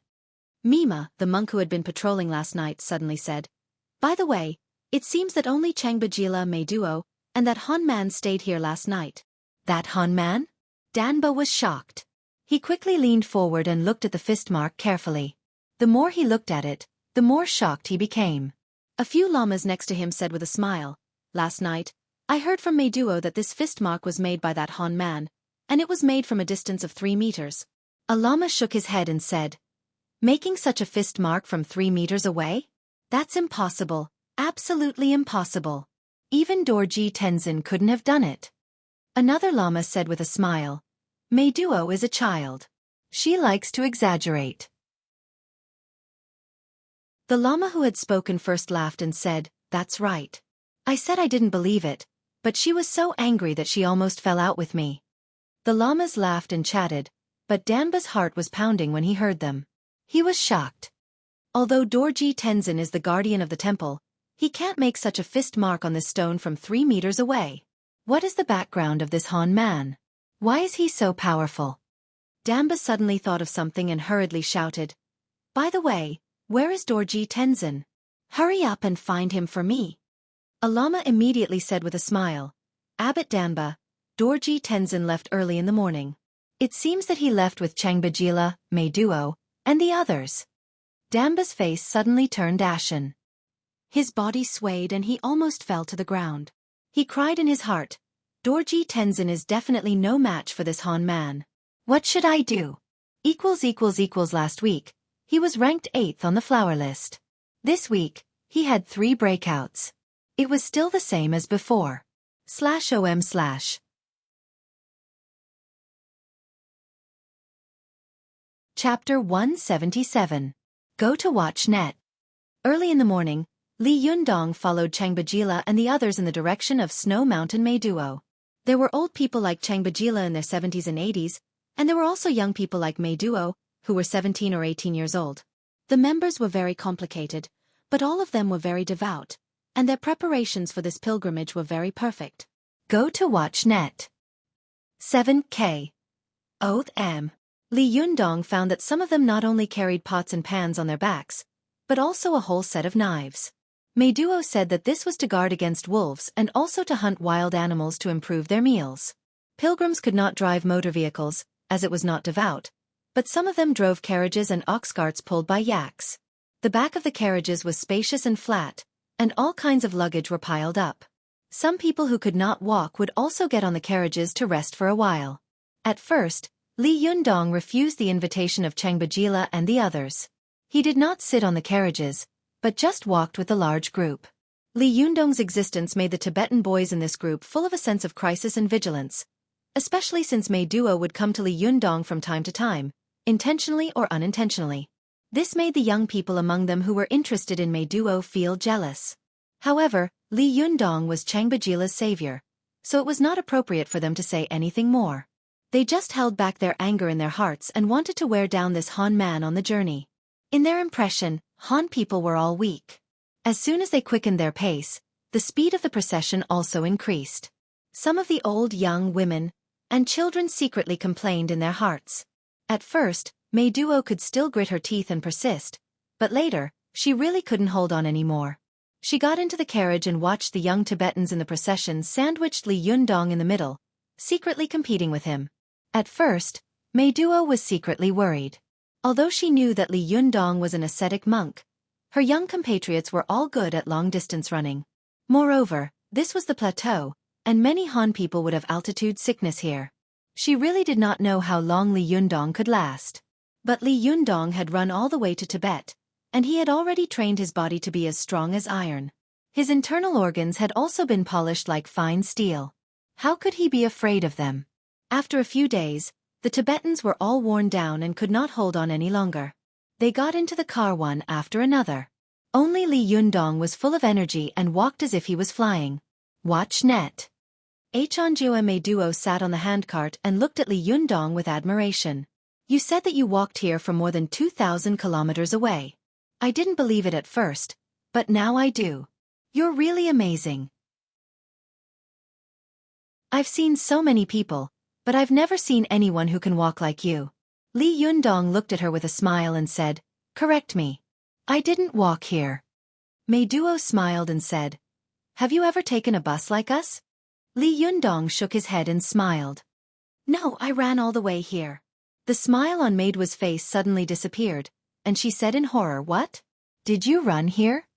Li Yundong smiled and said, of course, there's no need to run. How long would it take me to walk such a long distance? Can't you see that I'm barefoot? My shoes are ruined. Mei Duo looked at Li Yundong in awe and said with shock in her eyes, you're really amazing. Li Yundong smiled and didn't say anything. Mei Duo looked at Li Yundong with admiration for a while. Suddenly, her heart skipped a beat. Was this Han brother just hinting at me to make a pair of shoes for him? As she said this, she looked at Li Yundong's feet and saw that they were bare and covered with thick calluses. She nodded to herself and said with certainty in her heart, well, it must be like this.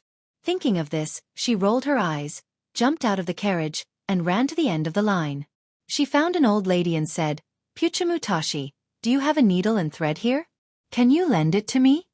The old Tibetan woman was following the motorcade, turning the sutra cylinder and reciting scriptures. When she heard Mei Duo's voice, she stopped and said with a smile, do you want to sew something? I have it. Let me find it.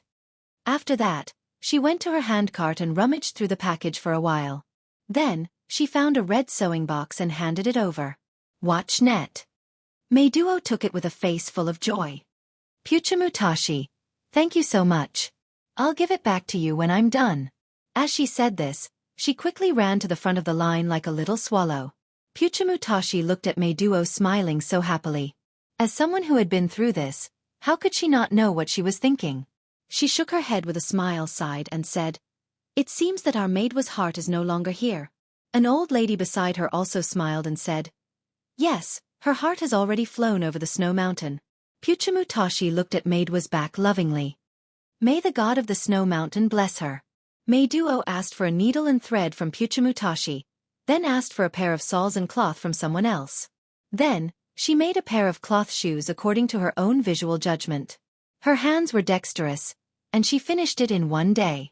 The next day, she ran to Li Yundong like she was presenting a treasure.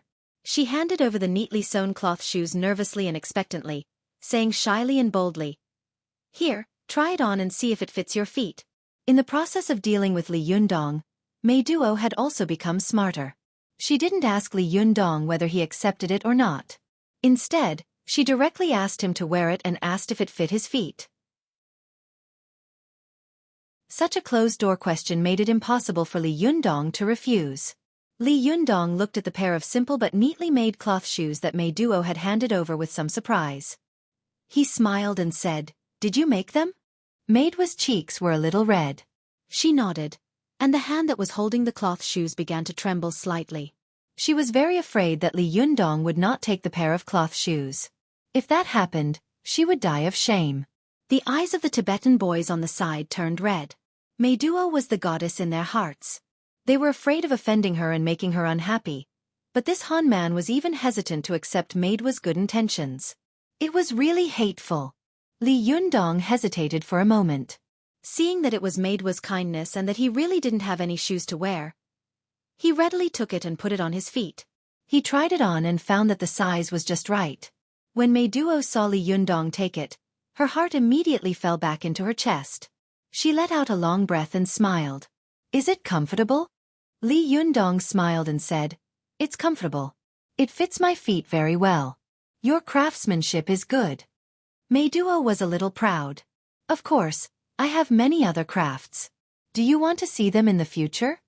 There was a hint of caution in her words, but at this time, Li Yundong was only thinking about cultivation. In his spare time, he was also thinking about Su Chan. How could he pay attention to such a little girl's thoughts? Li Yundong smiled casually and said, "Okay." Mei Duo's heart thumped wildly. She was both happy and happy. Did he agree to do it with me? Mei Duo's face was flushed. For a moment, she couldn't suppress her shyness. With a cry, she turned her head and ran in the direction of the rear of the convoy. The long and thin braids on her head danced in the air.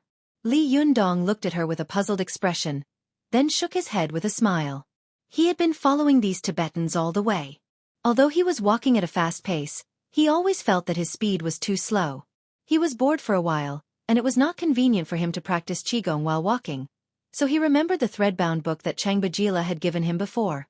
Li Yundong took it out of his arms and opened it to read to pass the time.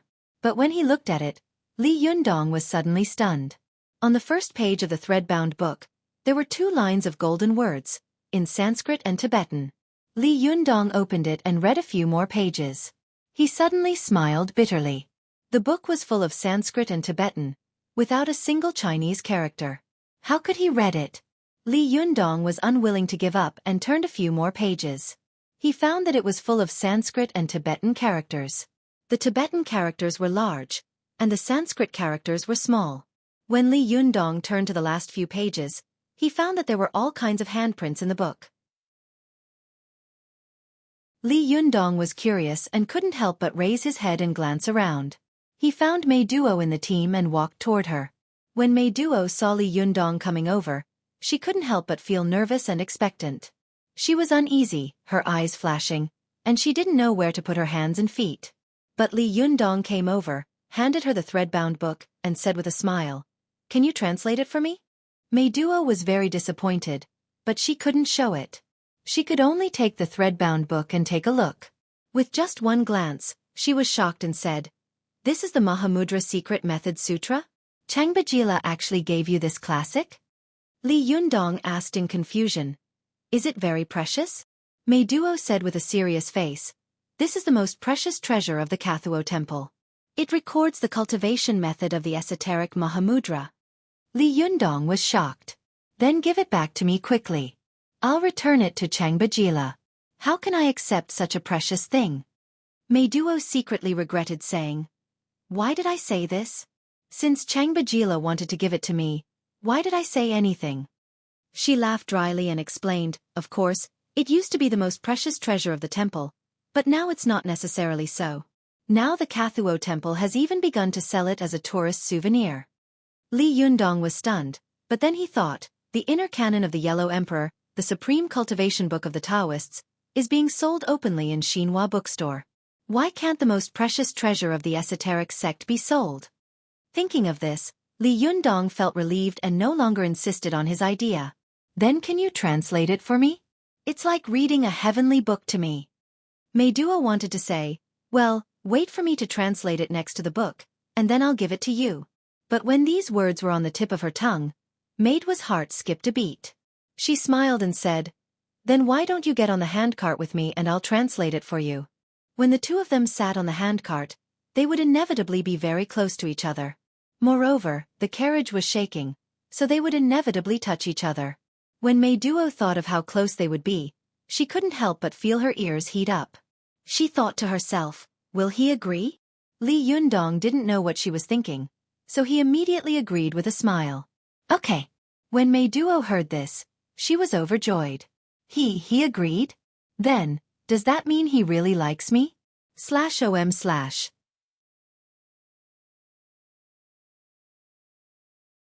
Chapter 178. Go to watch net. Meiduo and Li Yundong sat on the cart that was moving slowly. Although the road was long, Meiduo translated the words in the Mahamudra Secret Method Sutra to Li Yundong word by word. It could be considered that she had found something to do. Li Yundong memorized the words that Meiduo had translated while thinking about the meaning in his heart. He didn't feel that time was passing slowly. Go to watch net. According to Meiduo's translation, the book was divided into 3 volumes and 3 parts. The first volume was the Ganges Mahamudra, which recorded the cultivation methods of the 3 Mahamudra, the Kongla Mahamudra, and the Light Mahamudra. After Meiduo finished translating the volume, Li Yundong fell into deep thought.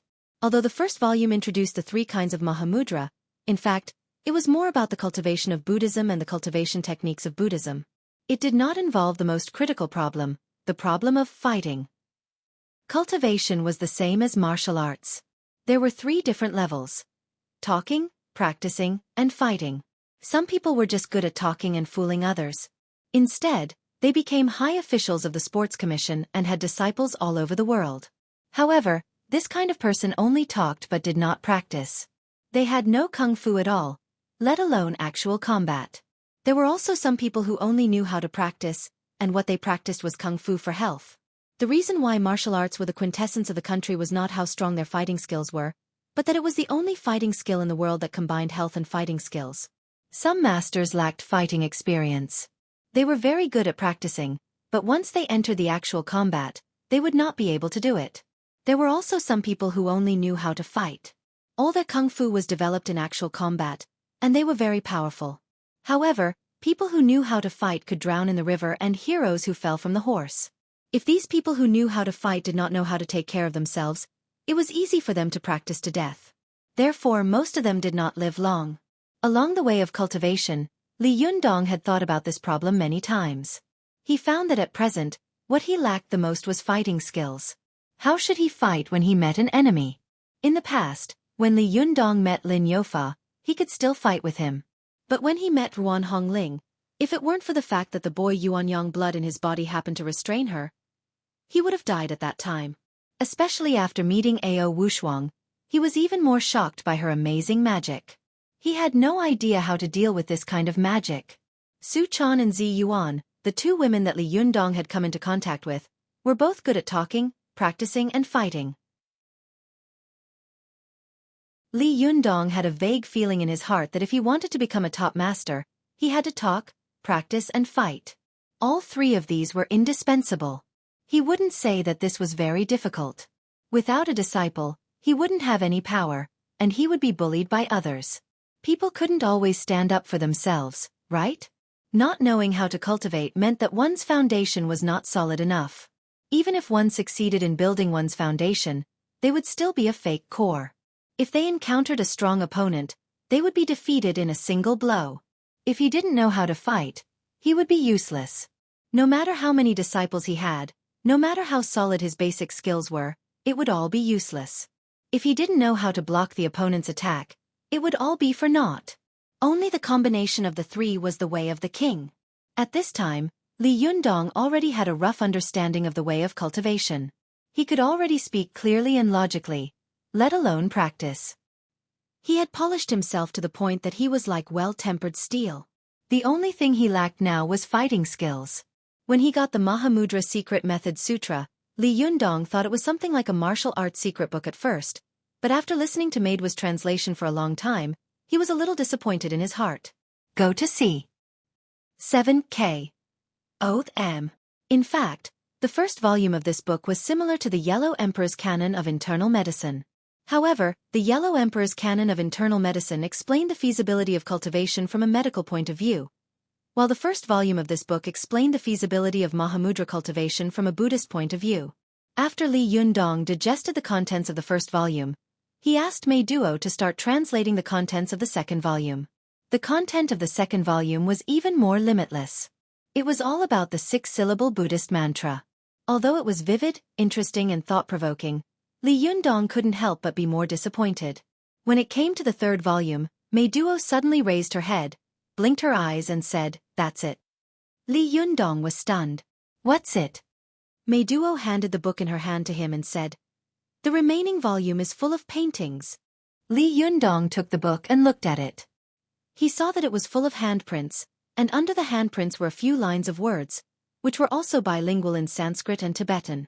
Li Yundong pointed to the painting and asked, "What does it say?" Mei Duo said, "This is the Mahavairokkana Mudra. Go to see. 7K. O.M. Li Yundong's heart skipped a beat. He pointed to another painting and said, "What about this one?" Mei Duo smiled and said, "This is the Mahavairokkana Mudra." Li Yundong looked at these handprints and suddenly couldn't help thinking, these handprints are so strange. Could it be that all the tricks of this book are in them? Thinking about this, he unconsciously began to imitate the handprints on them. Mei Duo saw Li Yundong sitting cross-legged on the handcart, his 5 fingers flying. One moment, he made one handprint, and the next, he made another, from the Vajra Freedom Mudra to the Fixed Fundamental Mudra. His expression was solemn, and he really looked like a Buddhist disciple. She couldn't help but laugh and say, "You're doing a good job. It's quite similar." After pinching his fingers for a while, Li Yundong didn't feel anything unusual, nor did he feel that it was a kung fu for beating people. He couldn't help but feel a little strange, so he tilted his head and thought about something.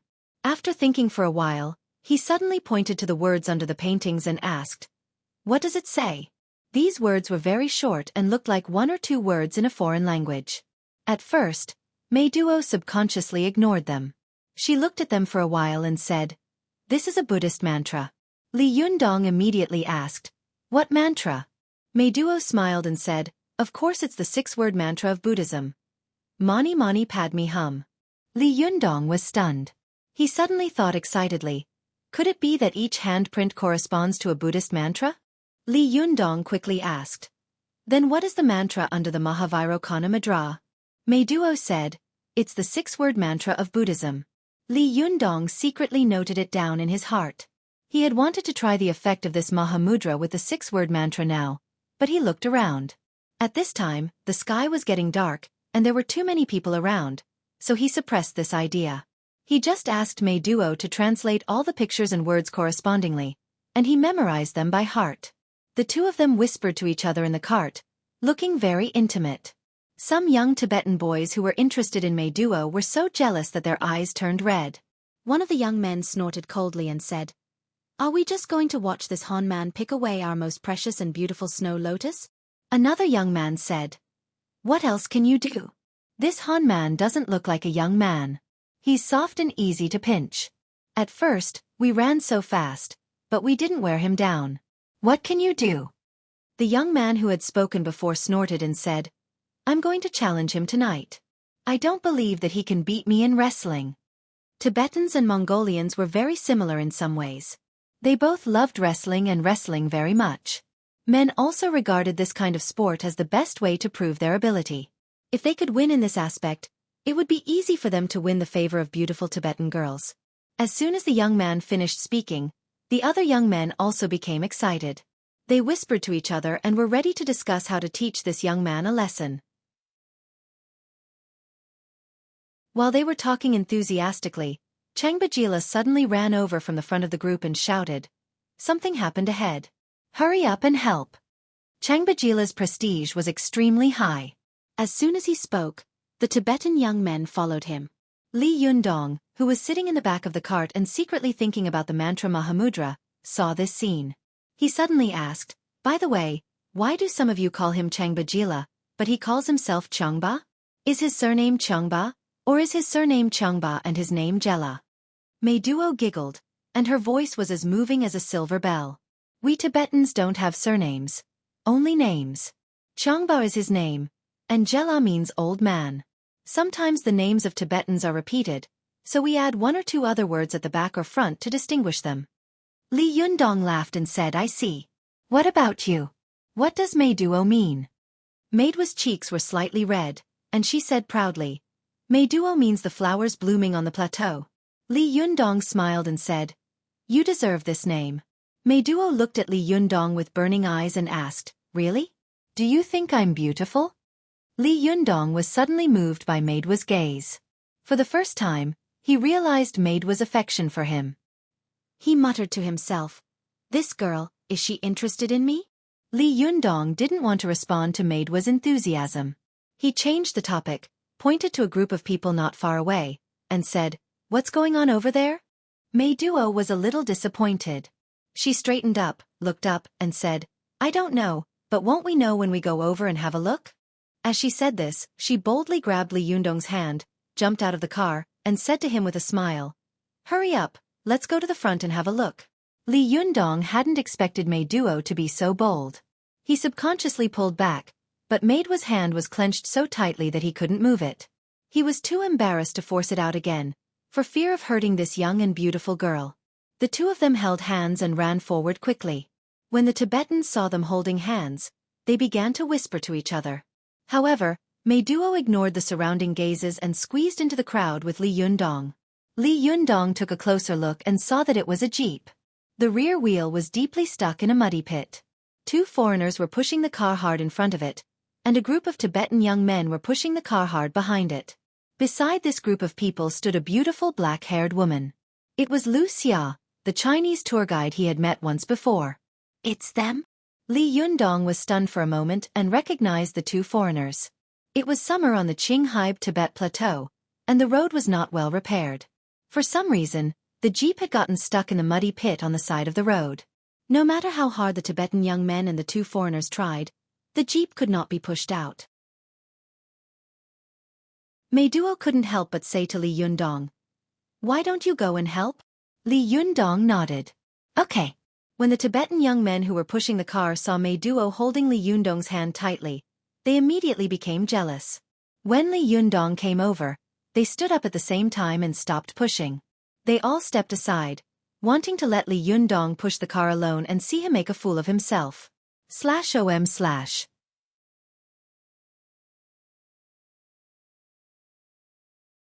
Chapter 179. Go to watch net. When Meiduo saw that these people were making things difficult for Li Yundong, she couldn't help but be furious. However, she couldn't speak ill of her own people in front of so many outsiders. She just felt indignant and worried for Li Yundong, for fear that he would be embarrassed. Go to watch net. 7K. Oath. Instead, he nodded and smiled at these Tibetans in a friendly manner. Then he took a deep breath, and a stream of qi surged up from his dantian. He lifted the chassis of the jeep with both hands, and with a loud shout, he lifted the car with both hands. The surrounding crowd suddenly let out a shocked uproar. The two foreigners were stunned until Li Yundong shouted at them, Hey, what are you waiting for? Only then did they react and push the car in front of them. The rear tire of the jeep was no longer stuck in the pit. With a push from the two foreigners, the car was pushed forward. Li Yundong also carried the car through the mud pit, and then put it down. His face did not change, and his heart did not beat fast. Lu Xia, who was standing to one side, took off the big sunglasses on her face in shock and looked at Li Yundong with her mouth agape, as if she couldn't believe that this disheveled and sloppily dressed man had such divine strength. F***CK. It's impossible, isn't it? Lu Xia said, stuttering. The foreigner beside her also said with a face full of shock, It's amazing, it's really amazing. I didn't expect to meet this amazing Chinese man here. Lu, are all the people in your country so amazing? At this time, Lu Xia was speechless. For the first time, he had touched an old man who had been diagnosed as dead with his hand and saved him. The second time was even more exaggerated. So many young and strong men had pushed a cart, but it had not been pushed out of the mud pit. However, Li Yundong had pushed the cart out of the mud pit alone. If he wasn't a god, what was he? Not only Lu Xia, but all the Tibetans who saw this scene regarded Li Yundong as a celestial being for a moment. Those young Tibetans who had tried to challenge Li Yundong at night looked at each other with horror and fear in their eyes. Duogu, Do you still want to challenge him? Are you kidding me? He's so strong. How can he compete with him? Where did this guy come from? He's too strong. Yeah, he's like a reincarnated King Kong. He's amazing. When Li Yundong returned to Mei Duo, her face was also flushed with excitement. Her eyes were full of worship and admiration. She kept shouting, Mahagala, Mahagala. Li Yundong smiled in confusion and said, What are you talking about? When Mei Duo saw that Li Yundong was in the limelight, and that some of her compatriots who had been very resistant to him before, were now convinced and looking at him with fear in their eyes, she became more and more proud and happy, as if she had done something amazing. She said with a smile, Mahagala means guardian Vajra. It means that you are very strong. Li Yundong laughed and said, It's just a small trick. But the Mahamudra you translated for me may be the real amazing Kung Fu. At this time, the sky had gradually darkened. The two foreigners who were climbing the mountain did not continue their journey. They also stayed in the temporary camp of the Tibetan people. WatchNet. Rainbow ** literature _learning % super #speed. Update. The Tibetans were hospitable. When they saw outsiders, they warmly took out their own brewed Highland barley wine and cheese to entertain them. The Westerners were also open-minded, unlike the Eastern Han, who were introverted. After the two of them drank a bowl of wine, they immediately shouted and became very happy. Some of the Tibetans even surrounded the bonfire and sang and danced. Of course, the one who attracted the most attention at the banquet was Mei Duo. After dancing a few times in the field, she suddenly found that Li Yundong did not attend the bonfire party. Curious, she found an excuse and walked toward the tent that the Tibetans had temporarily set up for Li Yundong. When Mei Duo lifted the curtain of Li Yundong's tent, she suddenly lifted the curtain like a prank and shouted, What are you doing? But as soon as she finished speaking, her face fell because Li Yundong was not in the tent. Mei Duo was very disappointed and muttered in her heart, Where on earth did this Han brother go? Why didn't he come to such a lively party? What a disappointment! Just as she was about to turn around and leave, she suddenly heard a low voice coming from afar. The voice was vague and indistinct. Mei Duo was shocked. Why does it sound so much like a wolf? Wolves were not uncommon on the Qinghai Tibet plateau. Mei Duo immediately became nervous and vigilant.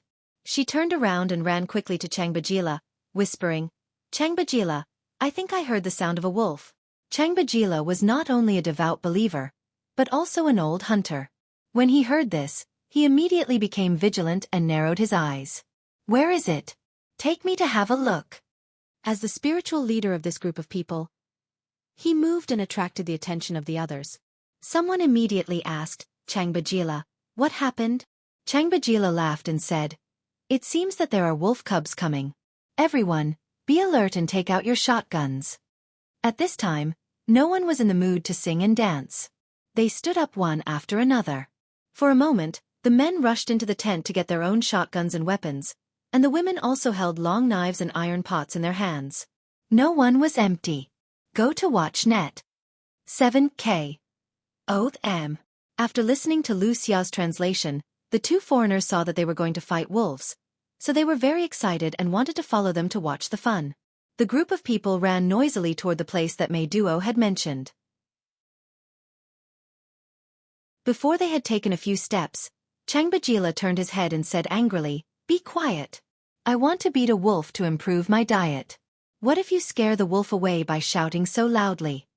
Everyone immediately burst into laughter and shut their mouths one after another. The group walked forward 100 or 200 meters, and sure enough, they heard a low voice. The sound came with the wind, and everyone listened carefully. They whispered to each other, Hey, it doesn't sound like a wolf. Mei Duo, did you hear it wrong? Mei Duo blushed and said, I clearly heard a wolf just now. Changbajila waved his hand and said in a low voice, Don't quarrel. Let's go and have a look. The group walked forward dozens of meters. They didn't see the wolf, but they saw a figure sitting on the grass in the distance, shining with a faint golden light. Changbajila was shocked and motioned for everyone to stop talking. He walked forward another 10 meters. This time, Changbajila recognized that the person who had made the sound that Mei Duo had misunderstood was Li Yundong, the Han man. At this time, Li Yundong was sitting cross-legged in the wilderness. He made a Vajra fist with both hands. The index finger of his left hand was straight, and the little finger of his right hand was wrapped around the first joint of his left index finger, while the end of his left index finger was supported by the first joint of his right thumb. This was the Vairocana Mudra of the Mahamudra. The Buddha believed that the left hand represented the 5 great bodies of all living beings, and the right hand represented the guest crown of the 5 wisdom and 5 Buddhas. The guest crown was placed in the shape of the mudra of all living beings, so it was called the Great Wisdom Fist Mudra. Therefore, the Vairocana Mudra was also called the Wisdom Fist Mudra. Li Yundong made this kind of mudra, but in his heart, he was thinking about the profound meaning of the Vairocana Mudra. Bodhi guides the first wisdom mudra, the Vairocana Mudra of the great sun Dharma realm, which can destroy all darkness. The true qi in his body flowed and rushed to the top of his head. Li Yundong suddenly felt as if someone had patted his forehead. The Bai Hui acupoint on the top of his head was opened, and then a cool feeling went straight down from the top of his head, as if someone was enlightening him. Li Yundong only felt that the 6-syllable mantra in his mind was unconsciously echoing, as if there were countless vajras and thousands of arhats chanting scriptures at the same time. The mantra of the Vairocana Mudra subconsciously jumped out of the scriptures all over the sky and turned into a shining golden word. Mudra. Li Yundong only felt that as soon as this word jumped out of his mind, the qi in his body seemed to have gone out of control, gushing toward the mudra. He unconsciously spat out a word in a low voice. Mudra. With this shout, the faint golden light emitted from Li Yundong's body suddenly became more vigorous. Then he pushed the handprint in his hand forward, and suddenly a golden handprint of Vairocana Mahavairocana flew straight out. It grew bigger and bigger in the dark night, and finally disappeared into the distant night sky. Changbajila was stunned, and his heart was shaking wildly.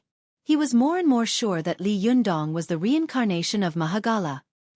He looked back and saw that the clansmen were also staring at Li Yundong, who was not far away, with their mouths agape.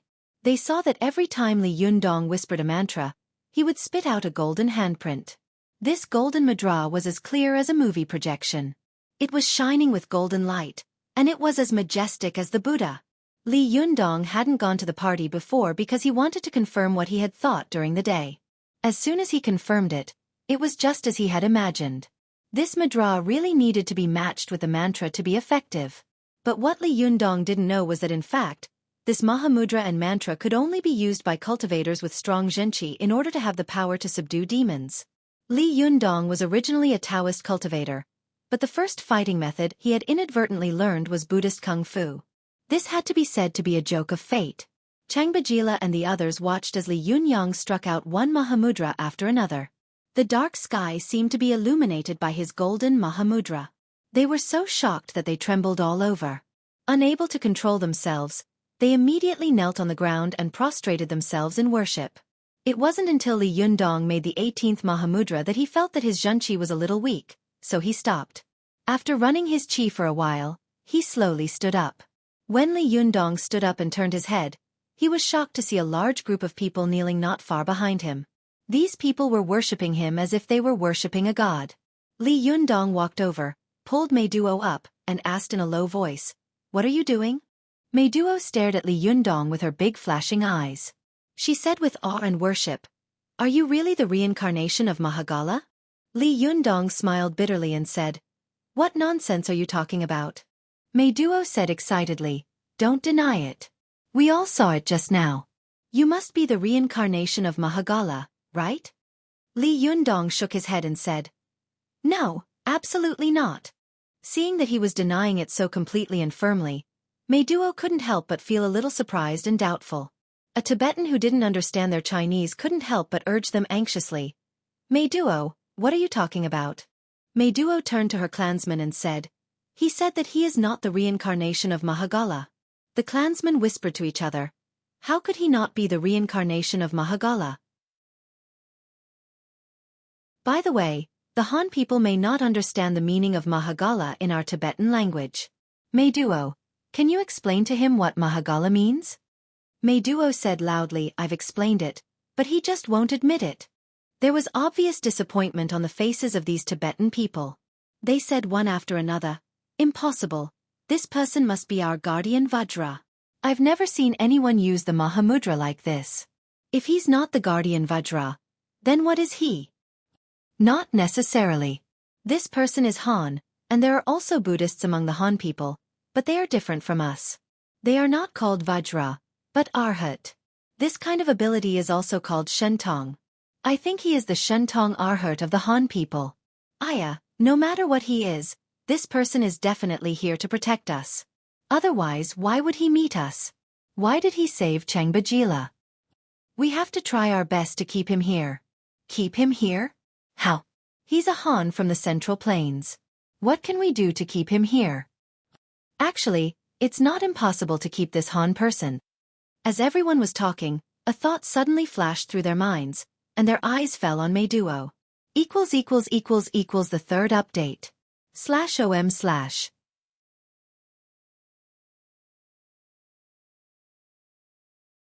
Chapter 180. Go to watch net. When Meiduo saw that everyone's eyes were on her, her heart was as clear as a mirror. Her face suddenly turned red. She stamped her feet in shame and annoyance and said angrily, "Why are you all looking at me?" As she spoke, she covered her face, turned around, and ran away. Watch net. 7K. As the Tibetans watched Meiduo leave, they all burst into laughter. They knew that Li Yundong didn't understand Tibetan, so they said to Changbajila unscrupulously, "Changbajila, you have to find a way to persuade Meiduo." Changbajila laughed and kept stroking his white beard with his hand. "There's no need for me to persuade her. Meiduo is more impatient than we are." After saying that, the crowd burst into laughter. At this time Meiduo, who was running back to the camp, became even more shy when she heard the laughter coming from the wind. She covered her face with her hands, and her cheeks were so red that it looked as if they were about to bleed. However, her big sparkling eyes were full of passion and expectation. Li Yundong couldn't understand what they were saying, but he was not stupid. Seeing that these people's eyes were full of admiration and awe, as well as a cunning light, as if they were plotting against him, he muttered in his heart, "What are these guys laughing at?" Changbajila saw that Li Yundong was a little embarrassed under everyone's gaze, so he waved his hand and said, "Well, go back to sleep. We still have to hurry up early tomorrow morning." Only then did the crowd disperse. After pointing at Li Yundong for a while, the two foreigners and the Chinese tour guide also returned to their tents. Li Yundong hadn't expected that his practice in the wilderness would alarm so many people. He secretly made up his mind that before he found a suitable place to start the Xueqi phase, he would never do such a shocking thing again. Li Yundong returned to his tent and slept for the night. At dawn, he heard the sound of chants, the sound of whips lashing the cows and horses, and the loud shouts of people coming from the camp. Among them, the loudest and clearest was the voice of a girl singing loudly. Although she was singing in Tibetan and Li Yundong couldn't understand it, the melody was high and melodious, making Li Yundong feel relaxed and happy. He couldn't help but praise it in his heart. After getting out of the tent, Li Yundong saw that the Tibetans were busy tearing down the tents and packing them up on the ox carts and carriages. When some of the Tibetans saw Li Yundong, they were no longer as vigilant and cautious as before. They all smiled and greeted Li Yundong warmly.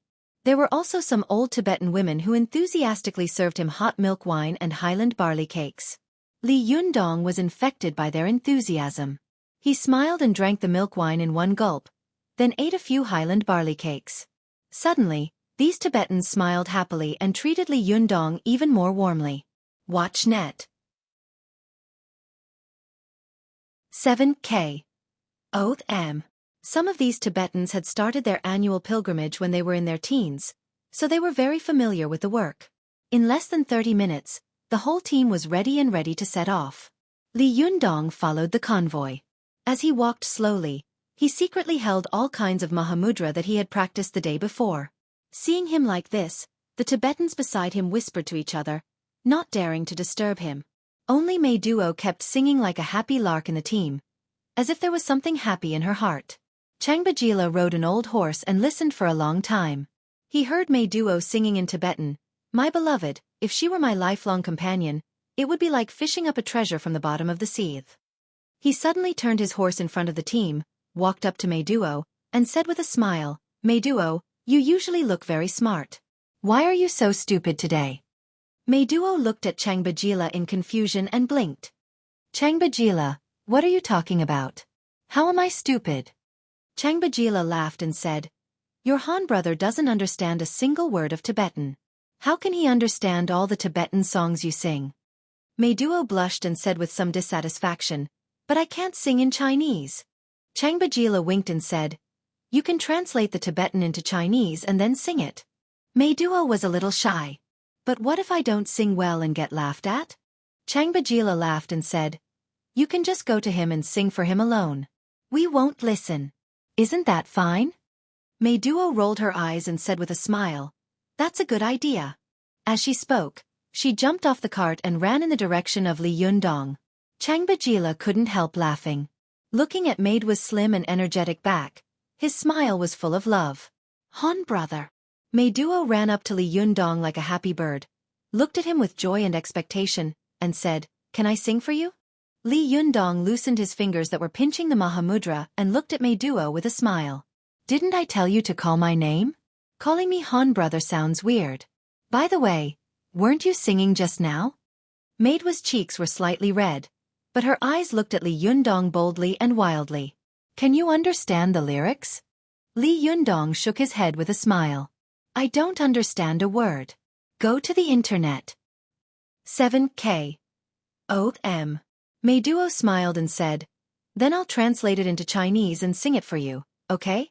Li Yundong said curiously, you can sing it in Chinese?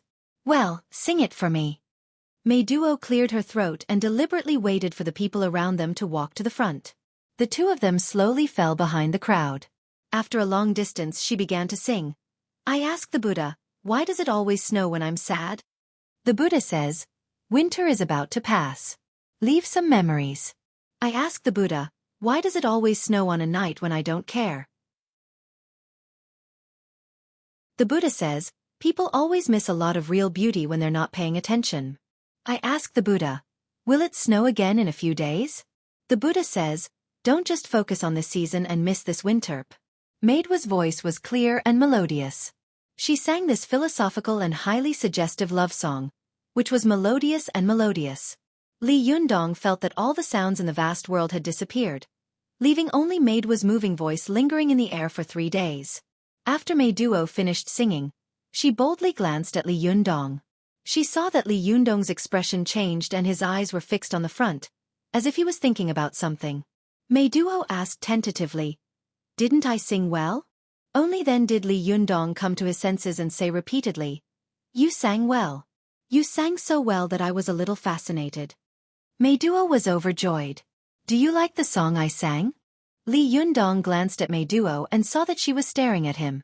He was too familiar with this kind of gaze. Wasn't this the kind of gaze that the little girl often looked at him with? This kind of gaze was full of worship and love. Only a girl who had fallen in love would have such a gaze. Li Yundong's heart trembled. He suddenly understood, I'm afraid that this girl really likes me. In the past, Li Yundong might have been secretly proud of himself, but now he was a little worried. This time, he had come to Tibet specifically for Xueqi phase cultivation. In order to clear his mind and restrain his desires, Li Yundong had even sold his mobile phone, which could be used to contact Su Chan. He was afraid that he would not be able to bear the pain of lovesickness and be entangled with the little girl on the phone again. But Li Yundong had never expected that in the end, he would still be in love again. What should I do? Li Yundong couldn't help but smile bitterly in his heart. He had an idea and deliberately changed the topic. Well, your singing is really nice. Can you sing a few more?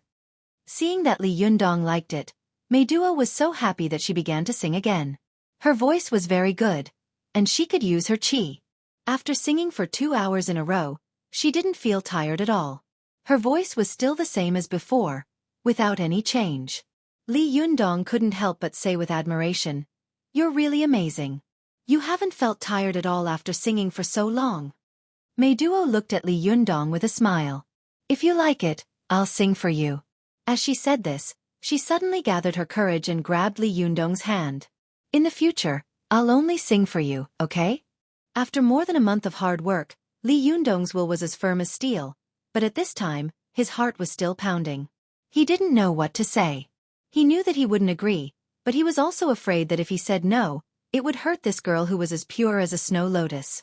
Fortunately at this time Changbajila shouted, Meiduo, it's time to eat. You've been singing all morning. Aren't you hungry? This sentence saved Li Yundong. He quickly said, "Let's go eat first." As he said this, he ignored Mei Duo and fled in a panic. Mei Duo stomped her feet angrily. That annoying Cheng Bajila. Why didn't he say it earlier or later? Why did he say it now? I'm so angry. After lunch, Li Yundong spent the afternoon with the Tibetans. He no longer dared to be alone. Mei Duo wanted to find an opportunity to get close to Li Yundong, but he found an opportunity to avoid her. Mei Duo was so angry that she kept stomping her feet. It wasn't until evening when the Tibetans walked to a long winding river that Cheng Bajila waved his horsewhip and shouted, "Let's rest here today." At a glance, Li Yundong saw that at this time, the sun was setting, and the sky was covered with fiery red clouds. In the distance, there was a holy snow-capped mountain, winding and continuous. Nearby, there was a silver satin-like river, passing through the green earth. At this time, as long as you took a photo frame and placed it anywhere, it would look like an oil painting with thick ink and heavy color. What a beautiful place! Li Yundong praised in his heart. He more and more understood why Zi Yuan had asked him to come here to cultivate. Not only was it at a high altitude, but it was also closer to Yun Jiutian. The air here was fresh, unlike the city, which was full of car exhaust and people breathed polluted air every day. Li Yundong looked around and felt that the world was wide. He suddenly felt enlightened, and the qi in his body was much more vigorous. This kind of situation was naturally more suitable for cultivating the Zhuji phase. Li Yundong looked at the clean river and suddenly had an idea. He wanted to take a bath in the river, but he knew that the Tibetans had their rules. Some rivers were not for bathing, so he found Cheng Bajila and said, "Cheng Bajila, I want to take a bath in the river. I wonder if that's okay?" Cheng Bajila thought for a while and said, "This river used to not allow people to take a bath casually, but you are the reincarnation of Mahagala, so of course you can take a bath in this river." Li Yundong smiled and said, "Then wouldn't I be making a special offer? No, that's not good. I'd better not take a bath." Cheng Bajila laughed and said, "We lack water resources in Tibet, so people rarely take a bath. You Han people are different from us. We can tolerate not taking a bath for a year, but you absolutely can't.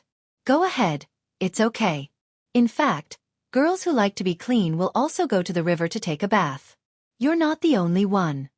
Li Yundong was relieved and said goodbye to Cheng Bajila.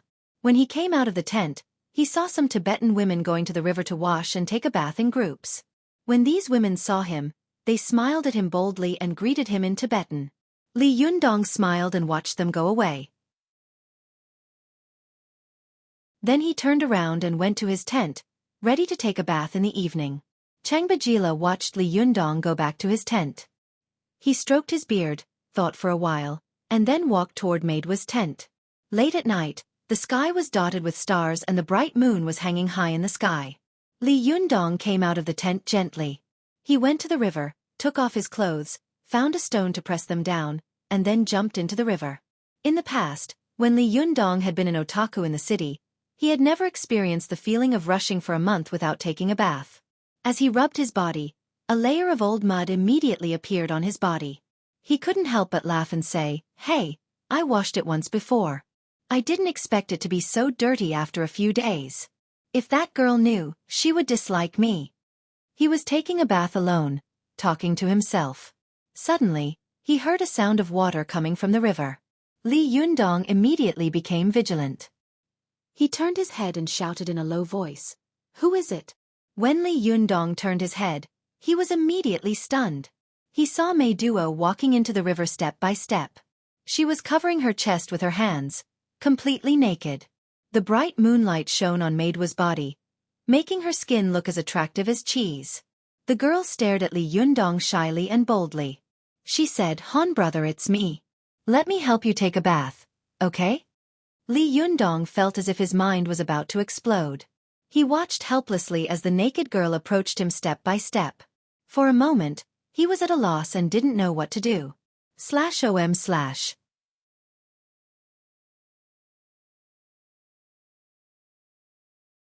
Chapter 181. Go to watch net. Meiduo's enthusiasm was within Li Yundong's expectations, but Meiduo's boldness was something he had never expected. For a moment, he watched the girl get closer and closer, and he couldn't help but step back. Go to watch net. 7K. Lee Yundong stammered. Why did you come to take a bath too? This. Meiduo looked at Lee Yundong shyly and boldly. Her voice trembled slightly as she said, Han brother, am I not beautiful? Lee Yundong saw that Meiduo was covered in moonlight, as if she were wearing a layer of silver gauze. Although she was naked, it doubled her holy beauty. Even a blind man would open his eyes at this time to see the purest beauty in the world. Lee Yundong only took a glance at her, and he felt his whole body heat up. He didn't dare to look at her again, so he turned around and wanted to escape. But Meiduo grabbed his hand. The strength of her fingers and the firmness of her voice far exceeded Lee Yundong's expectations. Han brother, you also like me, don't you? Lee Yundong was forced into a corner by Meiduo, but he calmed down. He took a deep breath and said in a deep voice, Meiduo, any man will like a girl like you. Hearing this, Meiduo smiled and her ears turned red. Then why did you run away when you saw me? Lee Yundong sighed. He turned around and looked straight into Meiduo's eyes, not glancing at her snow-white chest at all. He said, because in my heart, there is already a girl I love deeply. Meiduo's whole body shook violently. She looked at Lee Yundong in horror. Are you married? Lee Yundong shook his head. No, I'm not married, but I already have a girlfriend. Meiduo looked at Lee Yundong and shook her head vigorously. No, since you already have a girlfriend, why did you look at me like that? Lee Yundong sighed and said, when I first saw you, I only felt that your eyes were pure, just like the girl I love deeply, so I subconsciously regarded you as her. With tears in her eyes, Meiduo said stubbornly, you lied to me. You deliberately made up such a person, didn't you? Lee Yundong sighed slightly. He pulled Meiduo to the shore and draped the clothes she had taken off on the shore over her. He also put on his clothes with his back facing Meiduo. Then, he pulled Meiduo to sit on the shore and began to tell her the story of him and Su-chan watch net. Achonjom Lee Yundong was very eloquent. He told her all these things clearly, from their meeting, acquaintance, friendship, and love. When it came to the happy and funny parts, Meiduo laughed with tears in her eyes, completely forgetting the misery of being rejected by Lee Yundong. When it came to the part where the two of them had almost separated because of the misunderstanding, Meiduo couldn't help crying again. In the end, Lee Yundong said that in order to enforce justice on behalf of heaven, he had sent heavenly thunder to kill young Master He, and Su-chan had been taken away by her master because of him. Meiduo had cried because of the separation between the two of them. She asked with tears in her eyes, what happened after that? After that, Lee Yundong let out a long sigh and said slowly, after that, I understood a truth. Meiduo wiped away her tears and asked, what is it? Lee Yundong sighed and said, a man must be strong. If a man is not strong, he can't even protect himself, let alone the woman he loves. So, you came here to cultivate? Meiduo asked. Lee Yundong nodded. Yes, that's right. Meiduo was moved and said, no wonder you walked all the way here. It turns out that you did it for the girl you love. Lee Yundong smiled at Meiduo. The song you sang before was really good. I asked Buddha, why does it always snow on a night that I don't care about? Buddha said, when people don't pay attention, they always miss a lot of real beauty. What a good song, but some real beauty is destined not to belong to me. If people are too greedy, they may even lose what they already have. Don't you think so? Meiduo's eyes were fixed on Lee Yundong. Although she had been rejected by Lee Yundong, her love and admiration for this boy in her heart had deepened. She admired Lee Yundong's courage and boldness in order to eradicate evil people, regardless of his own safety. She admired Lee Yundong's persistence and perseverance in embarking on an extremely difficult cultivation for the girl he loved. Go to the internet. Meiduo's eyes were full of infatuation. She looked at Lee Yundong's thick eyebrows and straight nose. She had always thought that this Han brother was not very handsome with a beard, but at this time, he looked mature, steady and resolute. In the face of Lee Yundong's question, Meiduo said in a daze, Han brother, I understand. I won't stop you from cultivating. Can I sing another song for you? Lee Yundong smiled and said, okay, your singing is really like the sound of nature. It's so beautiful. Meiduo thought to herself, no matter how beautiful it is, it can't capture your heart. She calmed down, opened her red lips slightly and sang. You see me, or you don't see me. I'm there, neither sad nor happy. You read me, or you don't miss me. Love is there, neither coming nor going. You love me, or you don't love me. Love is there, neither increasing nor decreasing. You follow me, or you don't want to follow me. My hand is in your hand, and I won't give it up. Come to my arms, or let me live in your heart. Silence, love, silence, joya. Maid was singing was sad and touching. For a moment, Li Yundong was stunned. After Mei Duo finished singing, she looked at Li Yundong in a daze. She saw that Li Yundong's eyes were fixed on the distance, and his expression was full of memories. Her heart was sour and bitter, and for a moment, she couldn't help but burst into tears. Mei Duo wiped her tears, sobbed, turned her head, and ran back to her tent. She didn't even want the clothes on the ground. Li Yundong sat alone by the river in a daze. After a long time, he came to his senses and let out a long sigh. Early the next morning, Li Yundong took all his luggage to Changbajila and said goodbye to him. What? You're leaving? Changbajila was shocked and asked loudly. Li Yundong nodded and said with a firm expression, Yes, I've disturbed you for several days. I'm a cultivator, and it's better for me to be alone. Changbajila opened his mouth. He wanted to ask him to stay, but he didn't know what to say. After a long time he sighed and said, Han boy, you didn't give me a chance. Let me treat you to a feast when I get back and repay you for saving my life. Li Yundong smiled and said, Changbajila, I'm already very grateful for the Mahamudra Secret Method Sutra you gave me. It's very useful to me. You don't have to be so polite anymore. I have to leave today. Seeing that Li Yundong had made up his mind, Changbajila didn't force him to stay. He just asked, Does Mei Duo know? Li Yundong nodded. Changbajila sighed and said, This child, alas, shall I ask her to see you off? Li Yundong shook his head and said, Forget it. As he said this, he carried the fan of 7 treasures in his luggage and left Changbajila's tent. Changbajila chased after him and led a horse next to him. He stuffed the reins into Li Yundong's hand and said, Take this with you. When you're tired on the way, it can also lighten your burden. Li Yundong smiled and said, Changbajila, I'm a cultivator. How can I do such a lazy thing? It's like taking a break on a pilgrimage. Would you be willing? Changbajila was silent. After a while he said, Then you should bring more food and water. That should be fine, right? Li Yundong thought for a moment and accepted Changbajila's kindness with a smile. He took a bag of Highland barley cakes and a pot full of milk wine and set off again. At this time, the Tibetans in the camp had heard that Li Yundong was leaving, so they came over to say goodbye to him. Li Yundong smiled and said hello to them. He glanced around the crowd but didn't see Mei Duo. He sighed in his heart and turned to leave.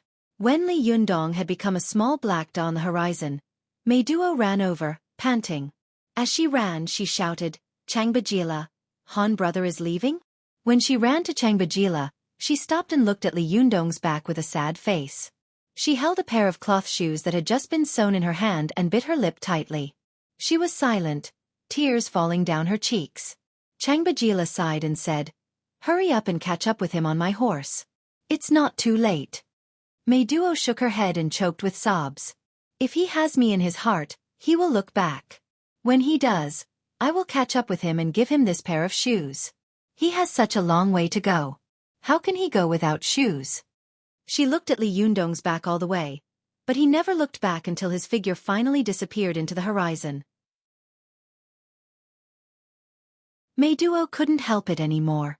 She lay on Changbajila's shoulder and cried loudly. As she cried, she said, Why won't he look back at me? Is there no place for me in his heart at all? Changbajila stroked Mei Duo's hair lovingly. Silly girl, he's afraid that if he looks back at you, you will really live in his heart. When Mei Duo heard this, she felt a little better.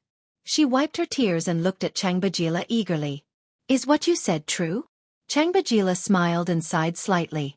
Well, don't cry. If fate wills it, we will meet again in the future. Mei Duo looked in the direction where Li Yundong had gone and couldn't help singing again. That day, I closed my eyes in the fragrant mist of the scripture hall.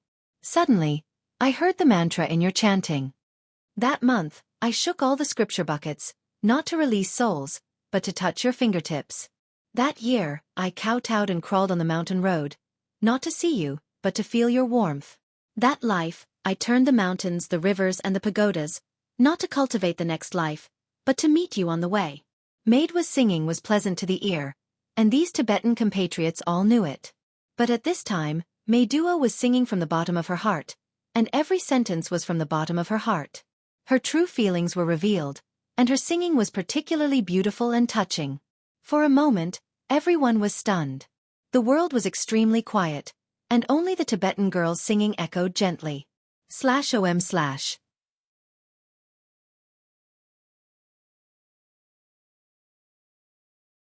Chapter 182. Go to Watch Network. After Li Yundong left Changba, Meiduo, and the others, he continued walking in the direction of the Himalayas. After running for less than half an hour, he suddenly heard the sound of a car horn behind him. Go to OM/. He turned his head and saw two foreigners driving up from behind. They were holding cameras in their hands and were shooting while shouting and waving at him. Li Yundong smiled and waved at them. The Chinese tour guide, Lu Xia, who was driving, said with a smile, "Would you like a ride?" Li Yundong shook his head and said, "No need."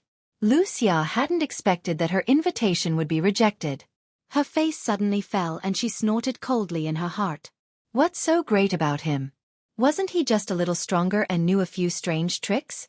A god. I think he's more like a fraud. Why are you pretending? In fact, Lu Xia was full of curiosity about Li Yundong, who had a mysterious identity and magical power. She had wanted to go forward and talk to him, but these days, Meiduo had been pestering Li Yundong like a forbidden animal, not allowing anyone else to get close to her. If she wanted to get close to Li Yundong and talk to him, she would be looked at with hostility by the surrounding Tibetans. It was not easy for Li Yundong to part ways with this group of people. Lu Xia chased after him happily, but her kindness was rejected. She felt very depressed. She stepped on the gas pedal, and the jeep roared and drove away. Lu Xia drove the car and looked at Li Yundong, who was gradually getting farther away in the rearview mirror. She snorted and said, "If you have the ability, don't beg me all the time." After driving a certain distance away from Li Yundong, she slowly slowed down. She kept hanging in front of him all the way, and she could see Li Yundong behind her through the rearview mirror. At first, Lu Xia didn't pay attention, but after driving for more than 20 kilometers, she found that Li Yundong was still following in the rearview mirror and had not been pulled far away. No way! Lu Xia's eyes widened and she looked back. The two foreigners also noticed this situation. They turned back and kept shooting at Li Yundong with their cameras. As they filmed, they exclaimed, "God! This guy has been running behind us for more than 20 kilometers. Isn't he tired?" Lu Xia snorted in her heart. She stepped on the accelerator and gradually pulled him away. She didn't slow down until she couldn't see him anymore. WatchNet. 7K. Oath M. Rainbow caret asterisk literature _ learning % super hashtag speed. Update. It wasn't until noon when they stopped the car and had lunch by the roadside that they saw a small black on the horizon in the distance. The closer they got, the bigger it became. When the two foreigners saw it, they immediately exclaimed, "Are my eyes deceiving me? This guy has been running all this time. Hasn't he rested?" Lu Xia, who had just taken a bite of the dry food and was drinking water, suddenly choked on the water. She patted her chest and coughed, watching Li Yundong quickly pass by them with her eyes wide open. Li Yundong's speed was amazing. His legs were like steel machines, which made them feel that the person passing by in front of them was not a mortal, but a giant with infinite power. After Li Yundong passed by like a gust of wind, the two foreigners and Lu Xia looked at each other and quickly stuffed the dry food in their hands into their mouths. Then they quickly ran back to the car. Are you kidding me? A car can't outrun a person. Is there any justice? Is there any law? They drove forward in a fit of pique and soon caught up with Li Yundong. However, after driving for a while, when they were about to rest at night, Li Yundong followed them like a ghost. The two foreigners were so scared that they shouted, "This is impossible. Is this guy on stimulants?"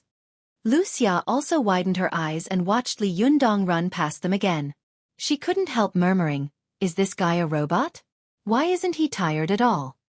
They didn't know that Li Yundong was only one step away from the Xueqi phase at this time. The zhenqi in his body was vast and majestic. Before, when his foundation was not solid, he hadn't felt tired even running for a few days and nights, let alone now that the zhenqi in his body had been tempered and condensed like steel. Li Yundong ran all the way. When he was tired, he found a place to shelter himself from the wind and rain and sat down on the spot. After a short nap, he continued his journey in high spirits. When he was hungry, he would chew a few mouthfuls of highland barley cakes. When he was thirsty, he would drink a few large bottles of water by the river on the plateau and then drink to his heart's content. Go to see. 7K. Oath M.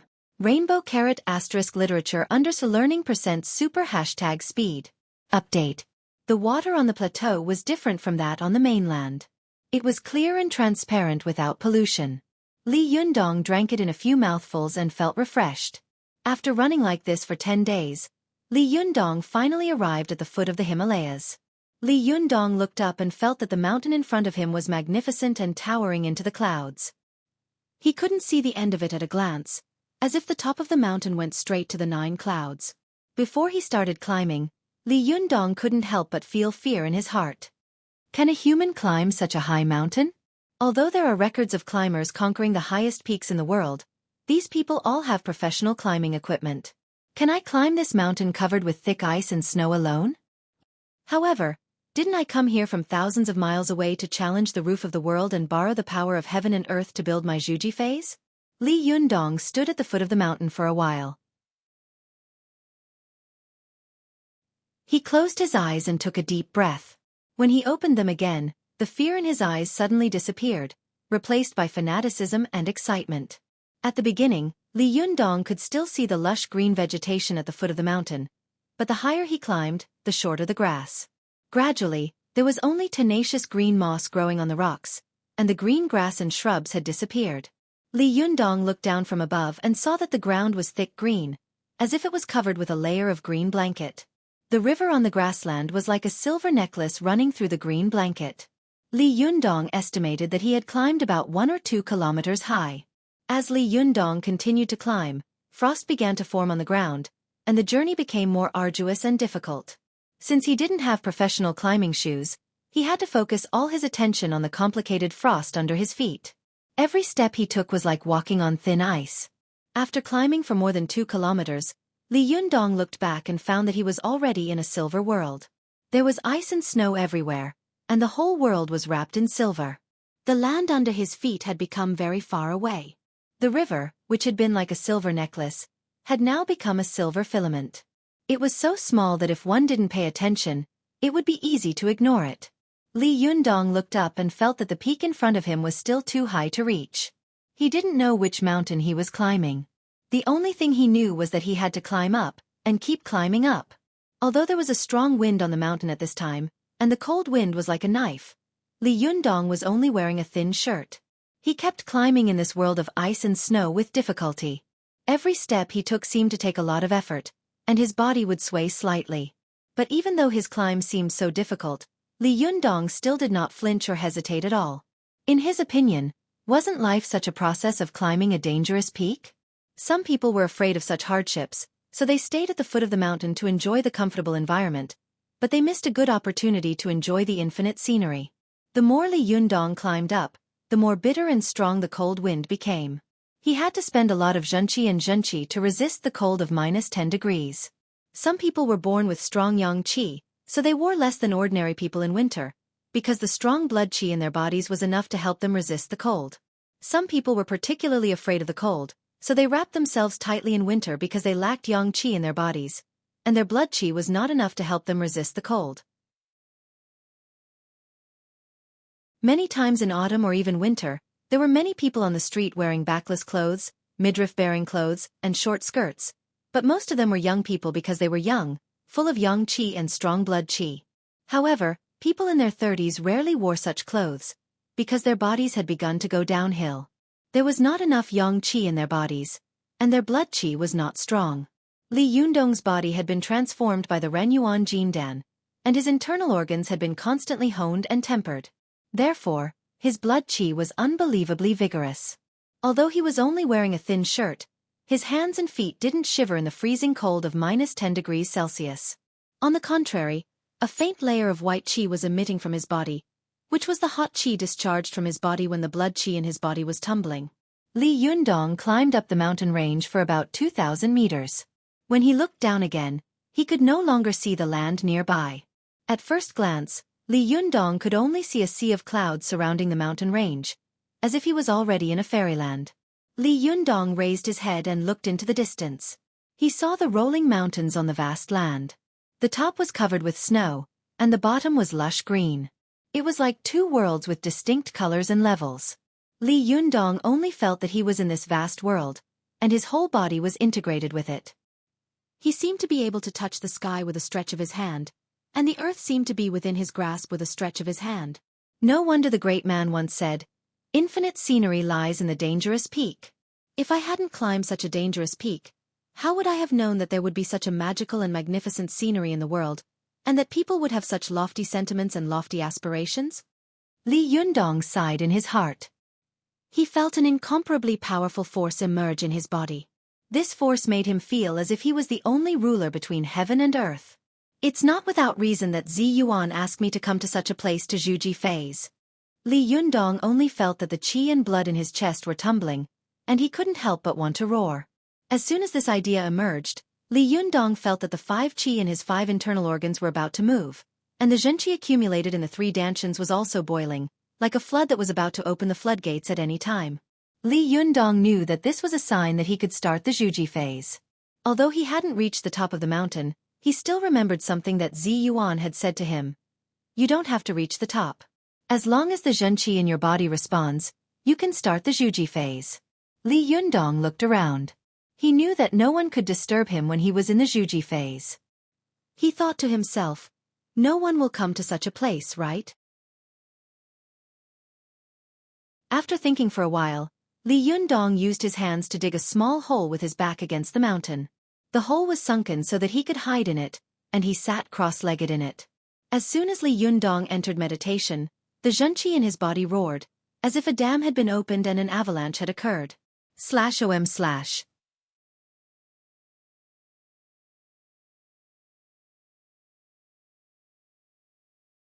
Chapter 183.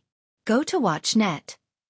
He clearly remembered that the last time he had reached the Xueqi phase, Su Chan had once explained to him what it was all about. Watch net. 7K, O-/ but when he put aside everything and really entered the Xueqi phase, he found that when he really entered the Xueqi phase, the whole spirit space was dark and chaotic. He couldn't see anything, and even if he wanted to shout, he couldn't hear his own voice. In this Xueqi phase, Lu Chuan, Young He, and the others no longer appeared in the Yundong spirit space, because he had attracted heavenly thunder to kill Young He, which had completely vented the anger in his heart. Su Chan's departure also made him temporarily restrain his mind and enter the cultivation realm of the unity of body and mind, the unity of heaven and man. In such a state, Li Yundong's whole person fell into a state of ignorance, tastelessness, indifference, and indifference. The only thing he could do was still think. It was as if he was in a chaotic world, and he was the ancient god Pangu, who was trapped in this chaotic world. Humans were born in their mother's womb, just like Pangu was trapped in the chaos. The first movement that a baby pursued freedom was to kick its legs. With this movement, it meant that the child had basically matured and couldn't wait to come into this world. Li Yundong suddenly felt that the Xueqi phase of a cultivator was like a baby in its mother's womb, struggling bitterly to get out of its mother's womb and come to this world. However, the struggle of a baby was an unconscious activity of life, while the foundation building of a cultivator was a conscious challenge of the laws of survival between heaven and earth. Li Yundong placed himself on a dangerous peak in a world of ice and snow. The extreme cold forced him to use a large amount of yang qi to resist the cold, and only a small part of his yang qi could be used to build the Xueqi phase.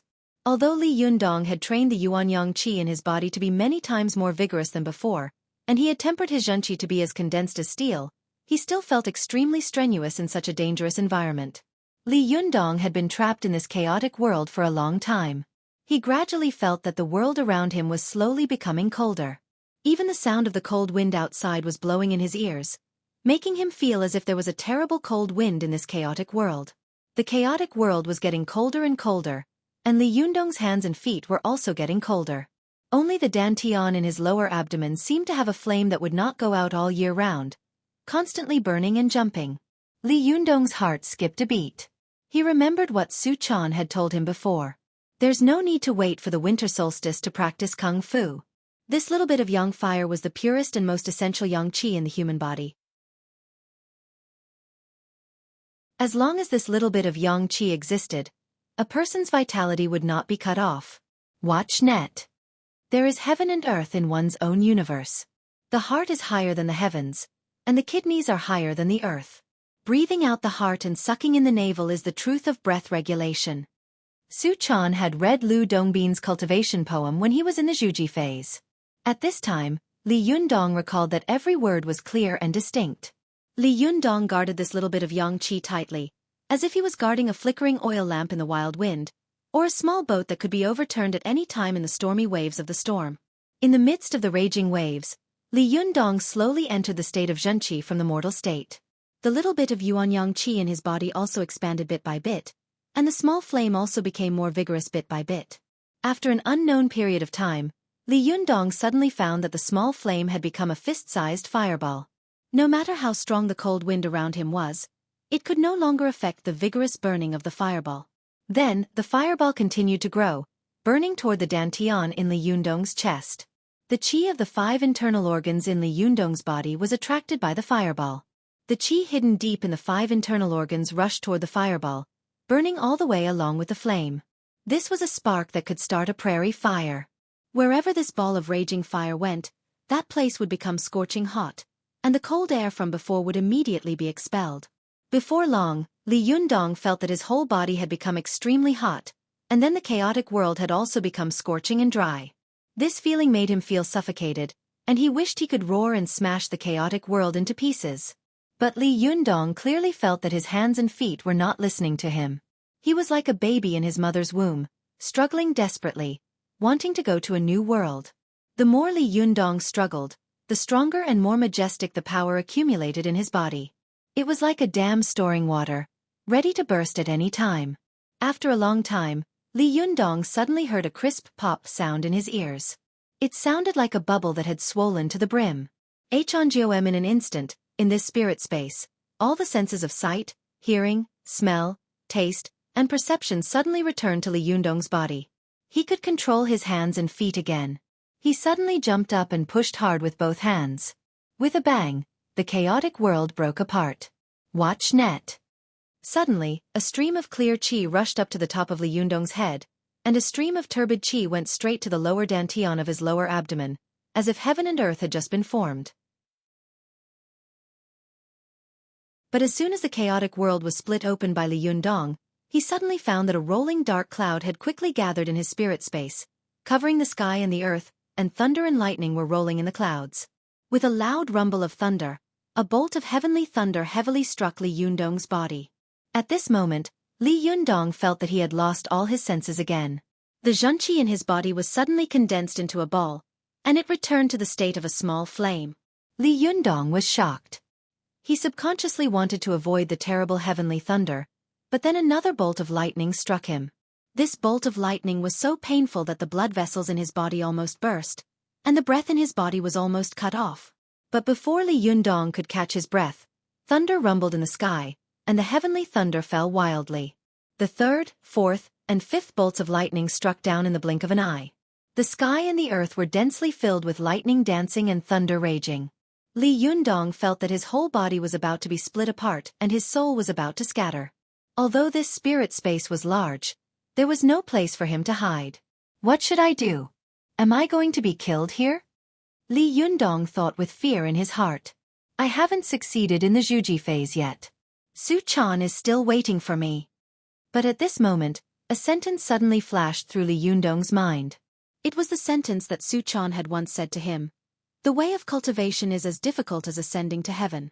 There is great horror between life and death, between heaven and earth, and between reality and illusion. Li Yundong's heart skipped a beat. He suddenly thought, all of this is an illusion. This is my own spirit space. Why am I afraid of this heavenly thunder that doesn't exist?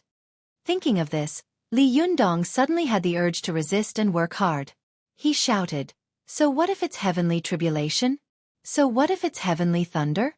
If you have the ability, come at me. Do you think I'm afraid? Li Yundong's shout shook the spirit space, and even the heavenly thunder in the sky couldn't suppress it.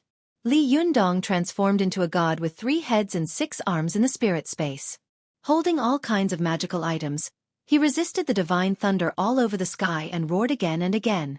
Li Yundong had thought that this was actually just the great horror between reality and illusion.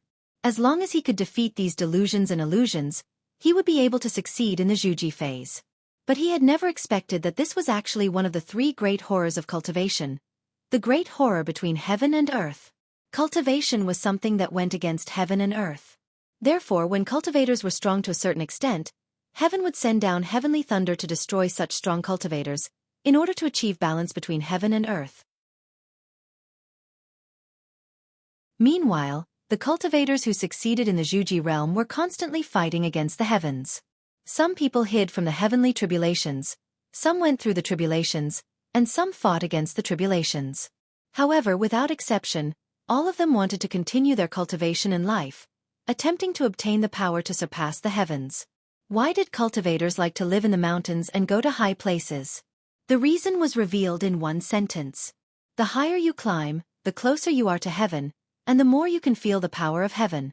Sometimes, cultivators could borrow this kind of power, but it was very dangerous. If they were not careful, they would backfire. This was like a person who wanted to go against heaven and do illegal things.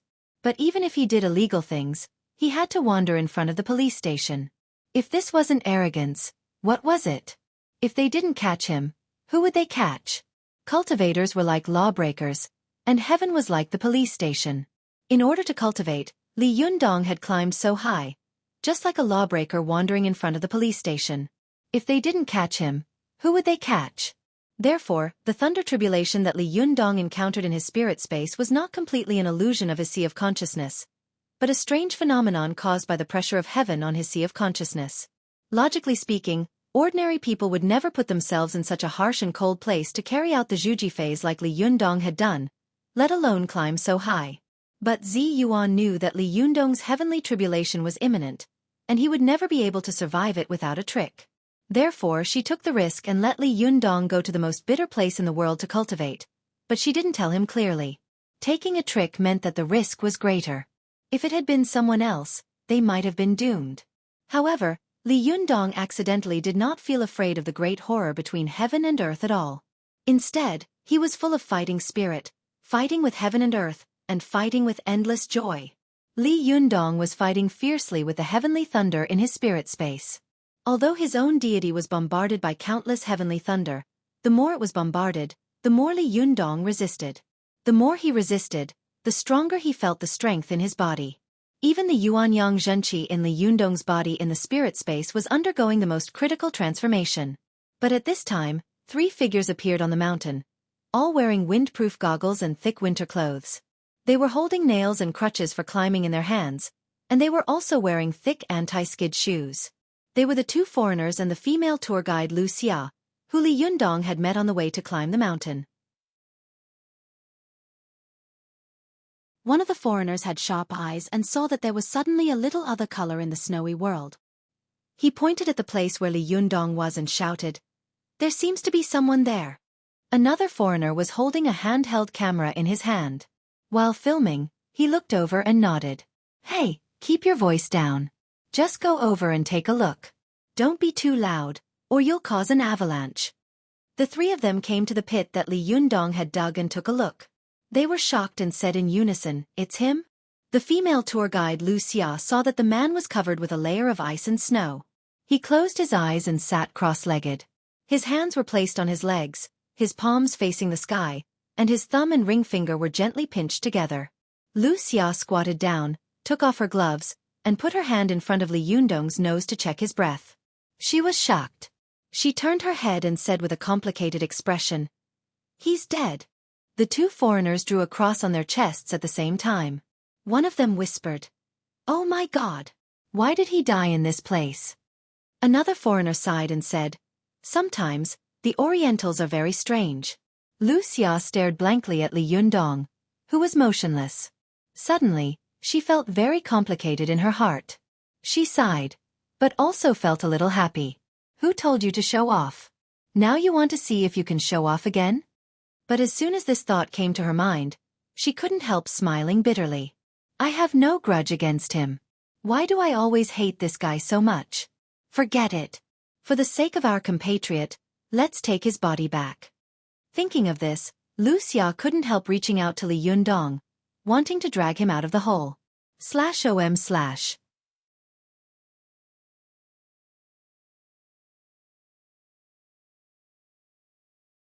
Chapter 184. Go to watch net. Just as Lu Xia reached out to drag Li Yundong out of the cave, the foreigner beside her suddenly said, Lu, what do you want to do? Lu Xia stopped and looked back at him in confusion. Of course I want to pull him out and bury him well. Go to watch net. 7K. M. The foreigner said in an exaggerated voice. Lu, do you want to climb the mountain with a corpse? Let's talk about it when we get down the mountain. Another foreigner also nodded and said, Yes, and I think they might have come to this place on purpose, just like Islam went to Jerusalem. Perhaps dying here is his final destination. Don't disturb him. Lu Xia hesitated for a moment, but finally straightened up, put on her gloves again, and said, Then let's continue climbing. Li Yundong, who was in the middle of the Xueqi phase, suddenly didn't know that he had escaped a disaster. If Lu Xia pulled him out, it would be equivalent to forcibly destroying his Xueqi phase, and he would never be able to cultivate again in this life. At this time, the zhenqi in Li Yundong's body was like a whirlpool that kept rotating. The main part was gathered in the lower dantian of his lower abdomen, and the qi from the 5 internal organs was like heavenly thunder, violently bombarding the zhenqi in the lower dantian of his lower abdomen. This mass of zhenqi was constantly compressed and condensed by the bombardment. At first, it was the size of a watermelon, but it was slowly compressed to the size of a fist, and then it was compressed to a small ball the size of a pigeon's egg. Slowly, the mass of qi, which had been bombarded countless times, was compressed into a small ball the size of a thumb, which was constantly rotating and emitting red light. This was the foundation-building Niden that countless outer sect cultivators dreamed of.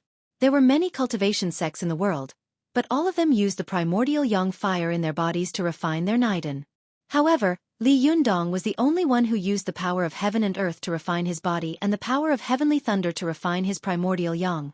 In other words, ordinary cultivators used fire to refine their Niden, but Li Yundong used thunder to refine his Niden.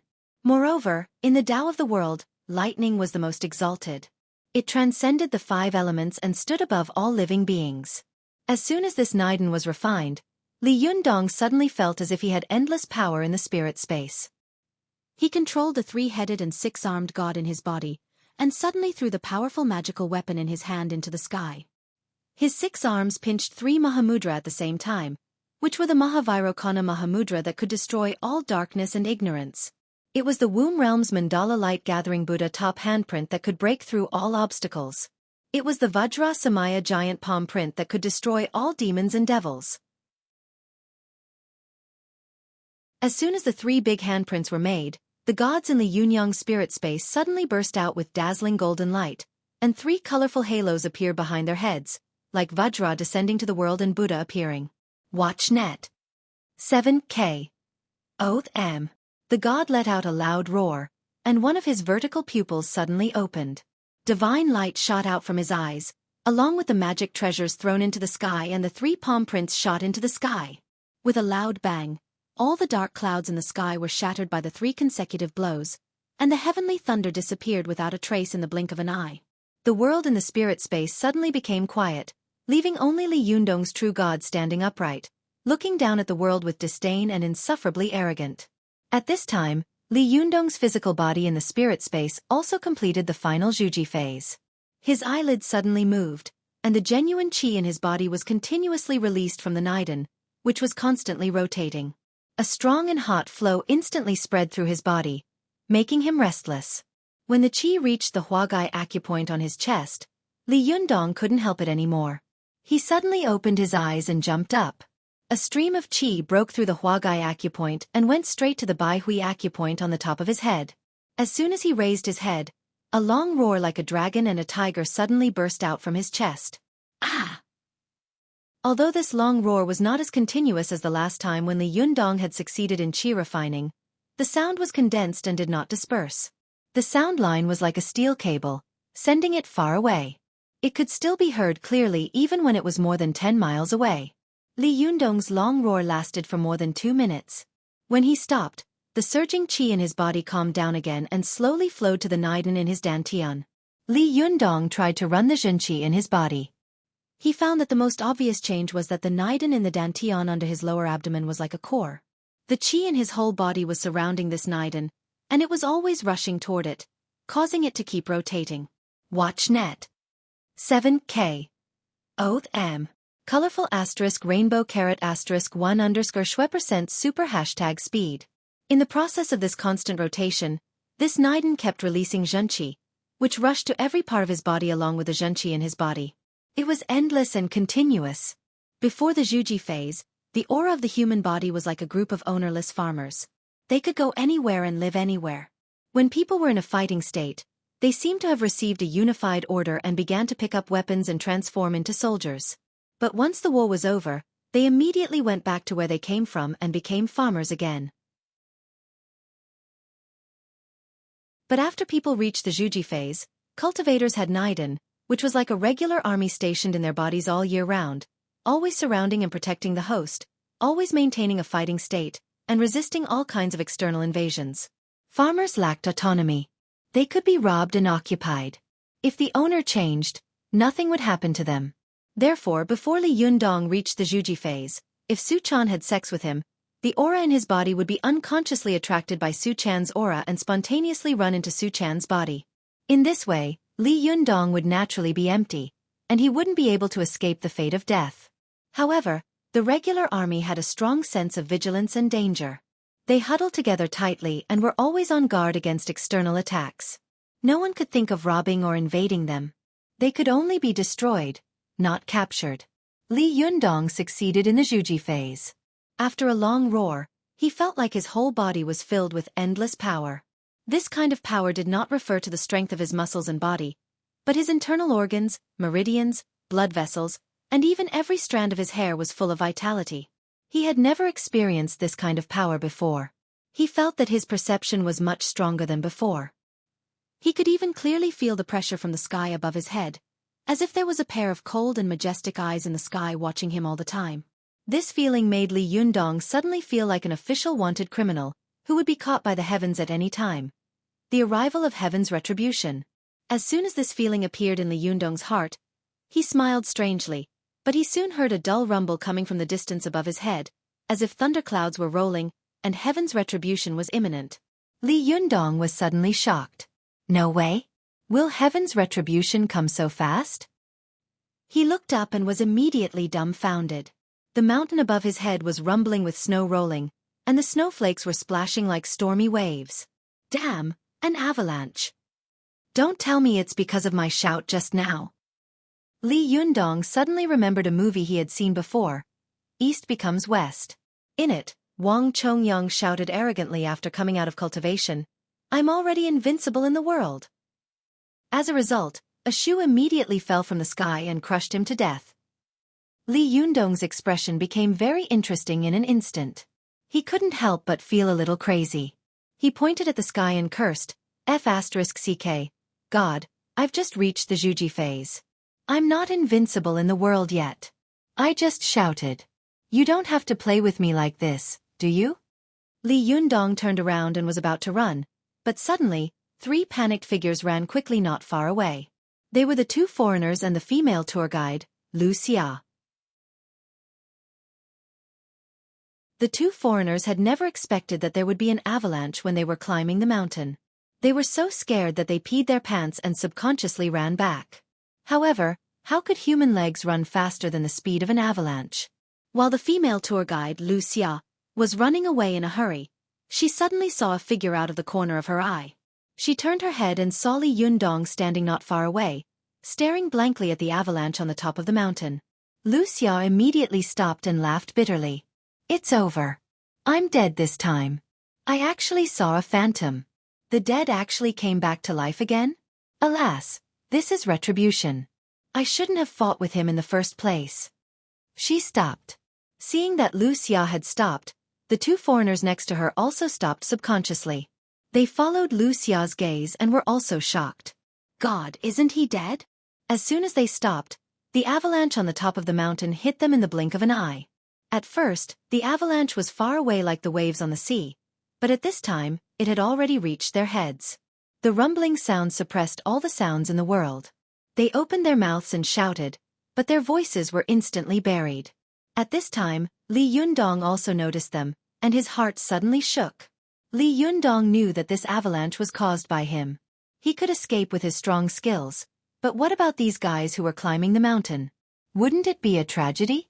Li Yundong hesitated for a moment. Should I leave them alone, turn around and run away, or save them? But what if I save them? How can I save them? Can I save them? I don't want to lose myself as soon as I reach the Xueqi phase. But on second thought, Li Yundong wondered why he had cultivated. When he saw injustice on the road, he could still pull out a knife to help, regardless of his own safety.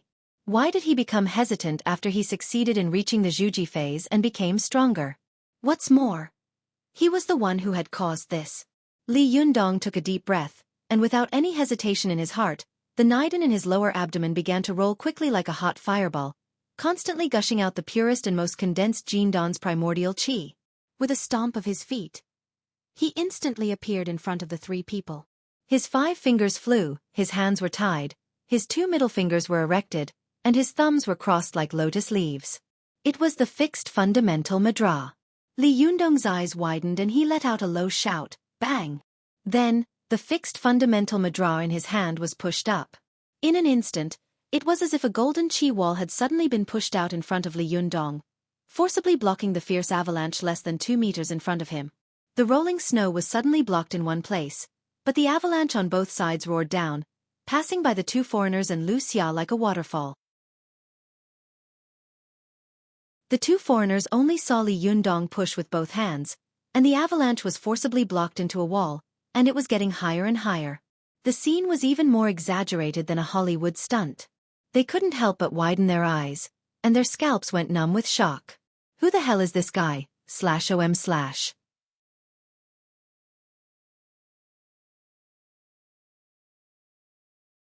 Chapter 185.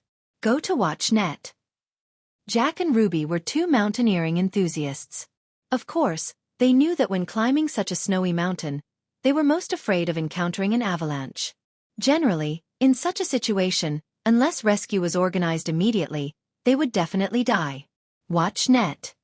However, the probability of an avalanche was very low. It was unlikely that they would encounter one, but they never expected that they would actually encounter one.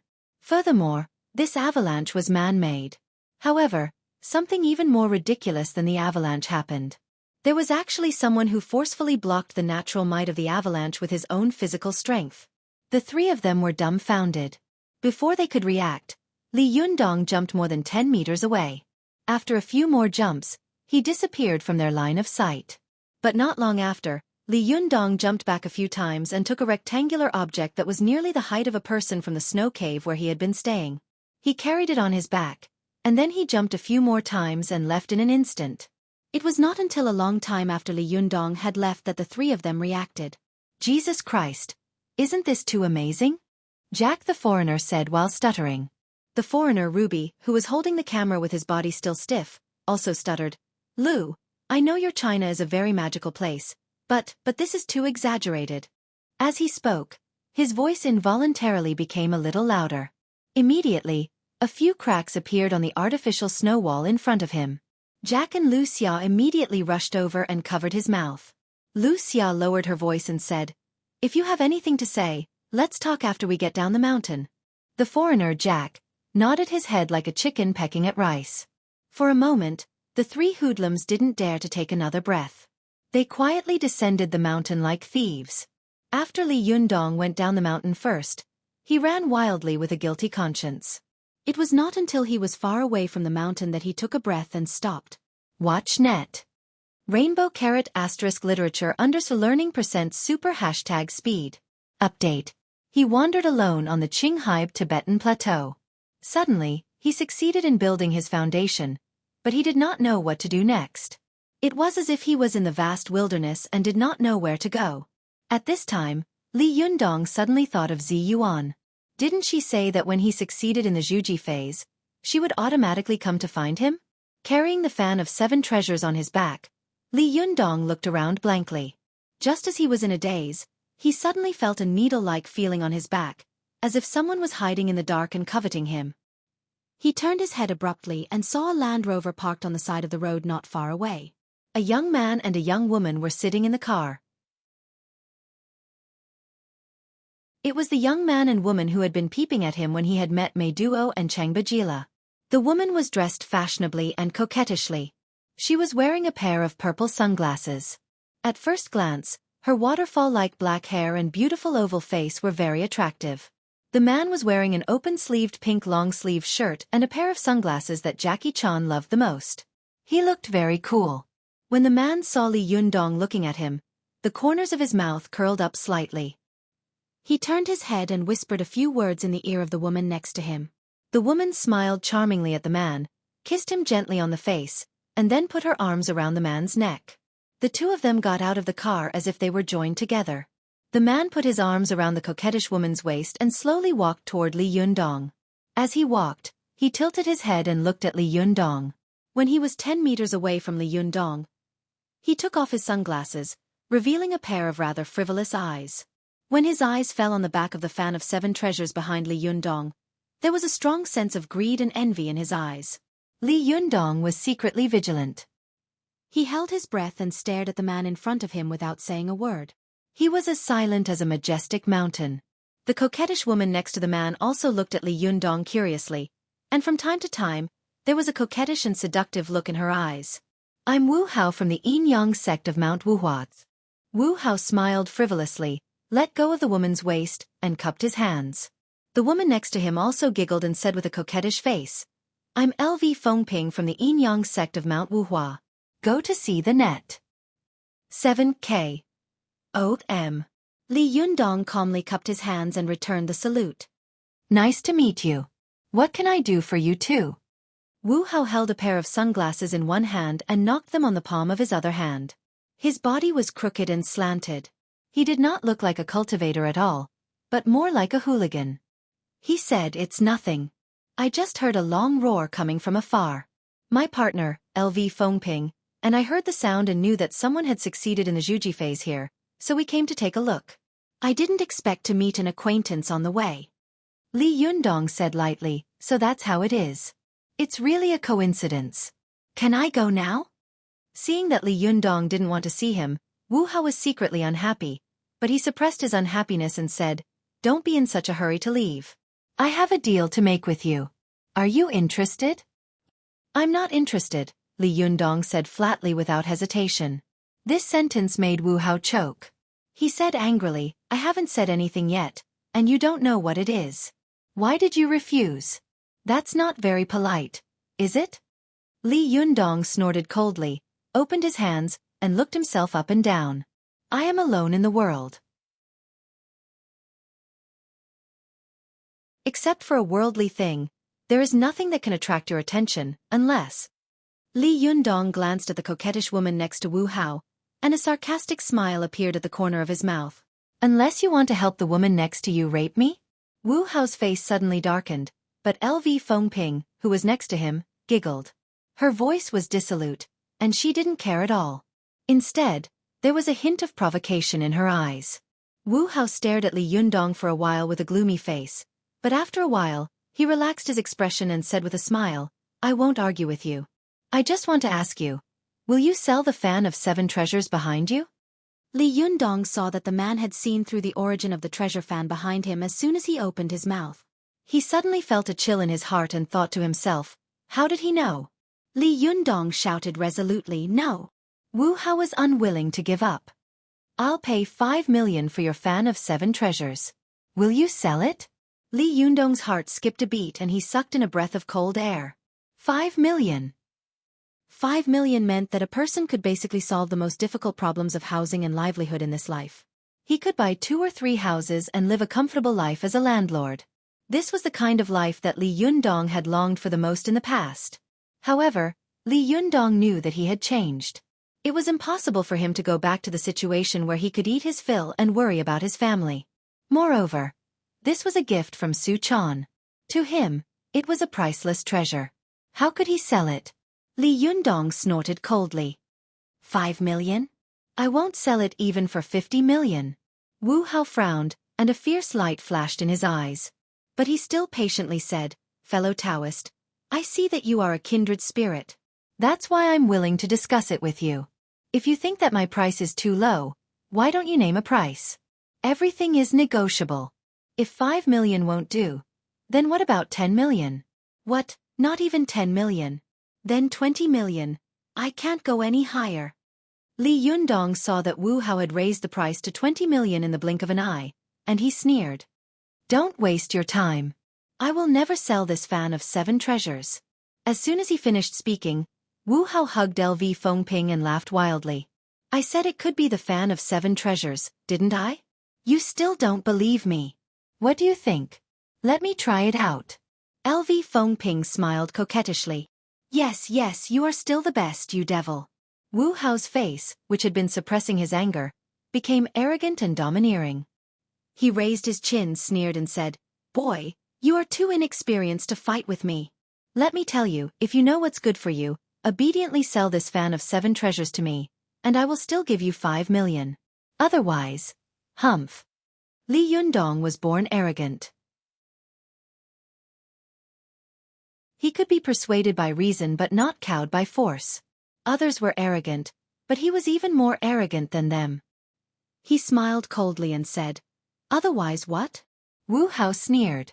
Otherwise, it will be a pity for your cultivation skills, which have just reached the Xueqi phase.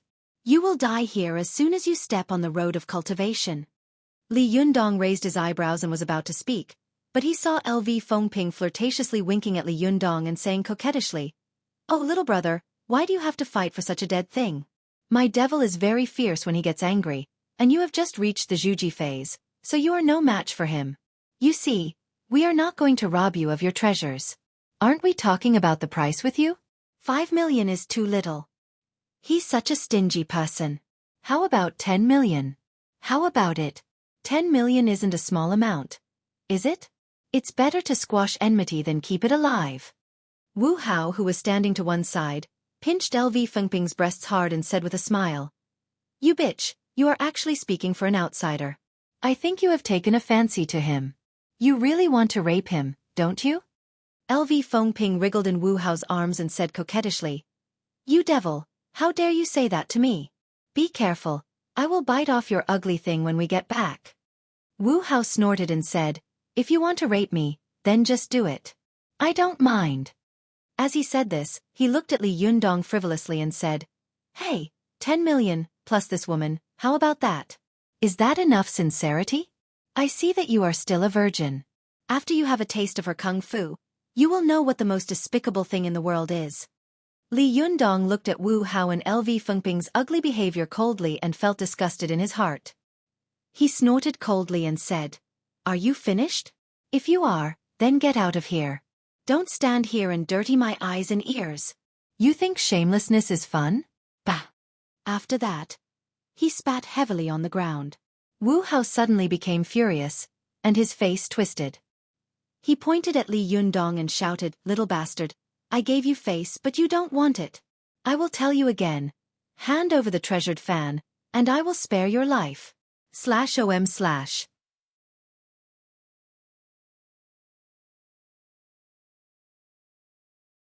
Chapter 186. Go to watch net.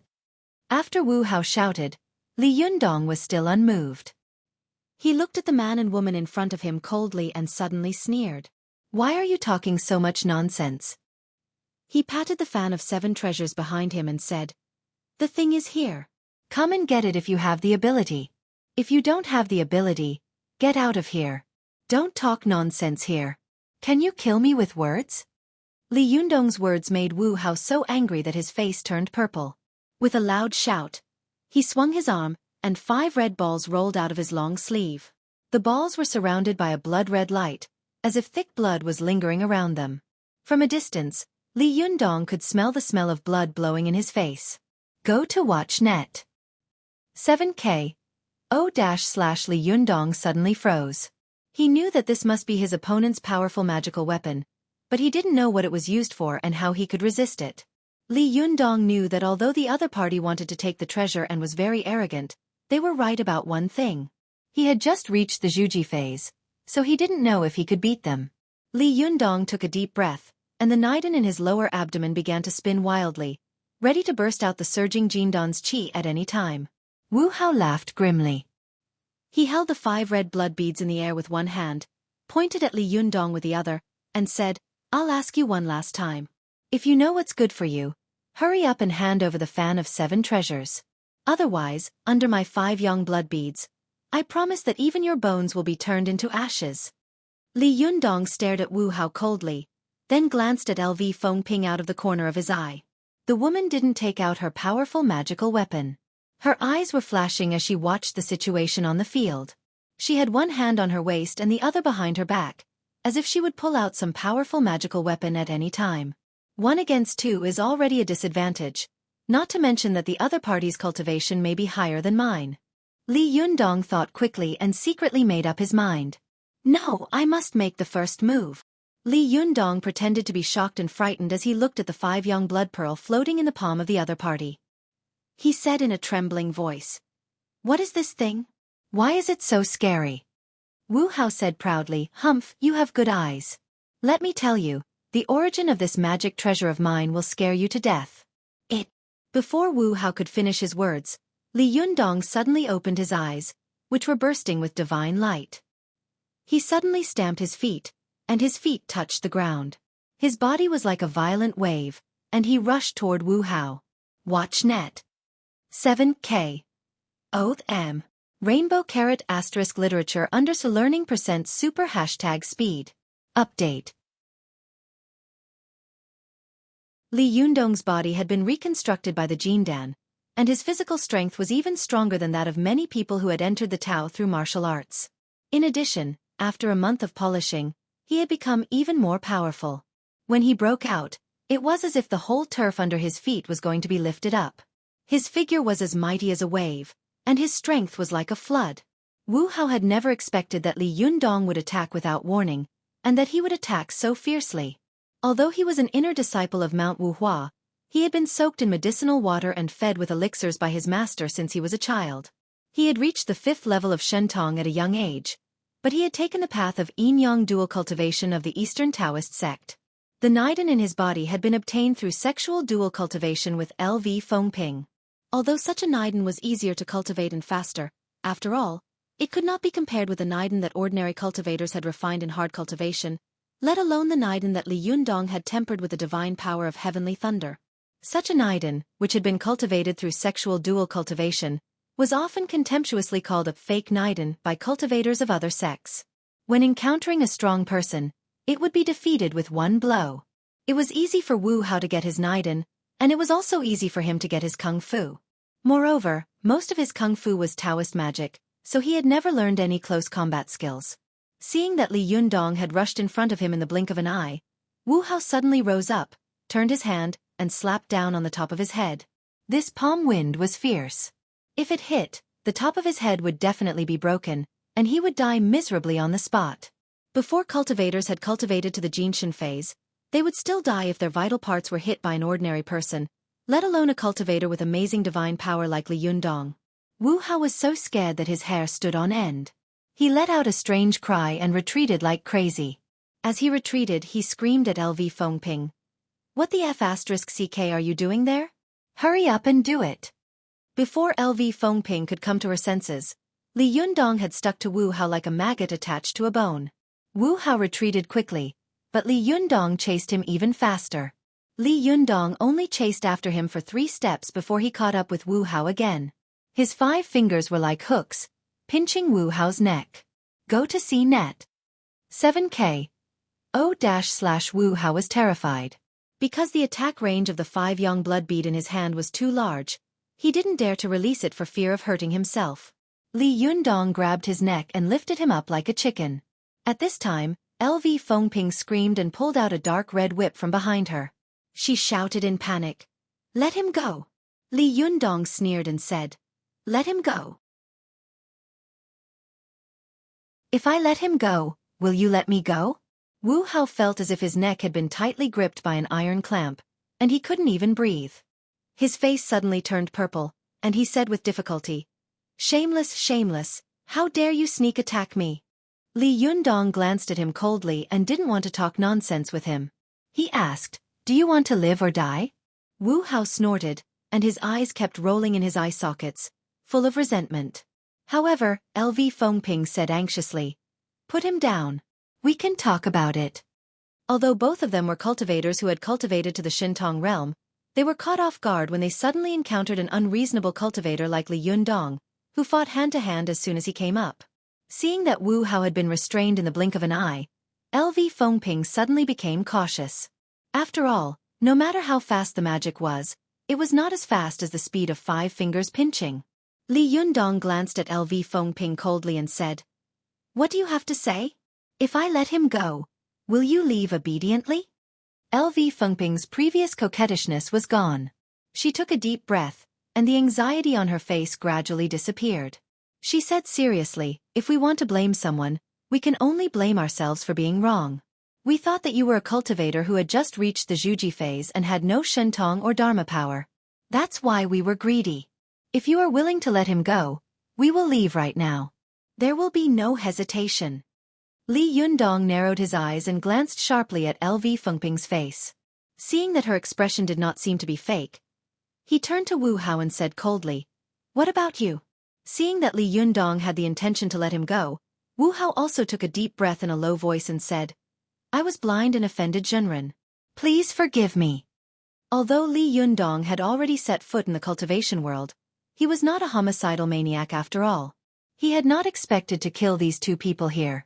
Seeing that the other side had admitted defeat, he loosened his 5 fingers and shouted, "Get out of here." Wu Hao's neck was suddenly released, and he suddenly felt as if he had returned to heaven from hell. He bent down, took 2 deep breaths, and then staggered 2 steps. When he was a certain distance away from Li Yundong, he turned his head and looked at him. Suddenly, a trace of hatred flashed in his eyes. Seeing the killing intent in his eyes, Li Yundong immediately glared at him, and his eyes burst with divine light. His appearance was really murderous and extremely frightening. Although Wu Hao had Niden, his will was not firm. Being stared at by Li Yundong, he suddenly trembled with fear. He quickly turned his head, not daring to look at Li Yundong again, and turned to run toward LV Fengping. LV Fengping supported the embarrassed Wu Hao. She looked at Li Yundong, who had turned away with a cold snort and a complicated look in her eyes. She said in a low voice, "Forget it, we admit defeat this time. Let's go." Wu Hao looked at Li Yundong's back coldly, gritted his teeth, and said, "No, it was just a sneak attack. His dermic powers are not higher than the 2 of us. Besides, you can bear such a great shame but I can't."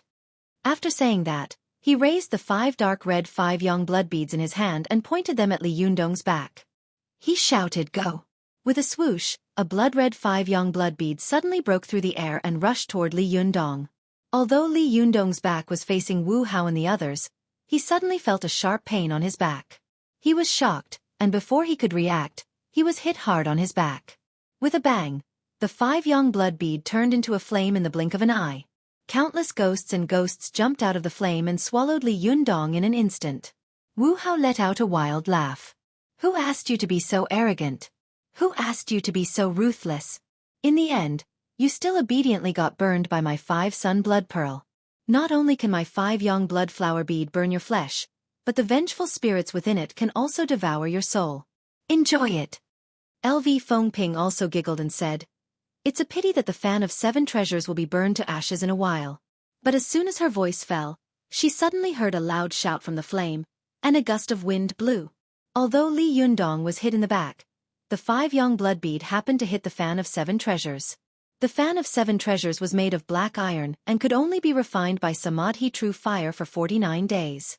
In addition, its whole body was engraved with the Vajra Sutra, so its Buddhist power was amazing, and it was dignified and solemn. The thick chi of blood corpses and ghosts emitted by the 5 young blood bead could not invade it at all. Li Yundong endured the pain of being burned by the flames around him. He grabbed the iron fan with a backhand, twisted his waist, and the iron fan opened with a clang and fanned with all his might. This fanning seemed to have sucked out the air around him in an instant, and the flames became much smaller with a whoosh. The solemn Vajra characters on the leaves of the Fan of Seven Treasures looked like a layer of golden Buddha wherever they passed. The ghosts were so frightened that they screamed and fled in all directions, not daring to get close to Li Yundong at all. Li Yundong spun the fan several times in a row, and the Fan of Seven Treasures in his hand turned like a wheel. His whole body was shrouded in a layer of black light. In the blink of an eye, the flames were fanned out by him, and the ghosts were also expelled without a trace. Wu Hao and LV Fengping were stunned and speechless for a moment. They had never thought that the 5-yang blood bead, which was extremely powerful and domineering in their eyes, would be destroyed by a boy who had just reached the Xueqi phase. After Li Yundong put out the fire and drove away the ghosts, he rushed toward Wu Hao and LV Fengping angrily. With a loud roar, he said with a murderous look, "You're courting death, /om/." You're tuning in to the Xueqi's Martial Arts Saga YouTube channel. Don't forget to subscribe and join us on this journey to catch the most captivating stories.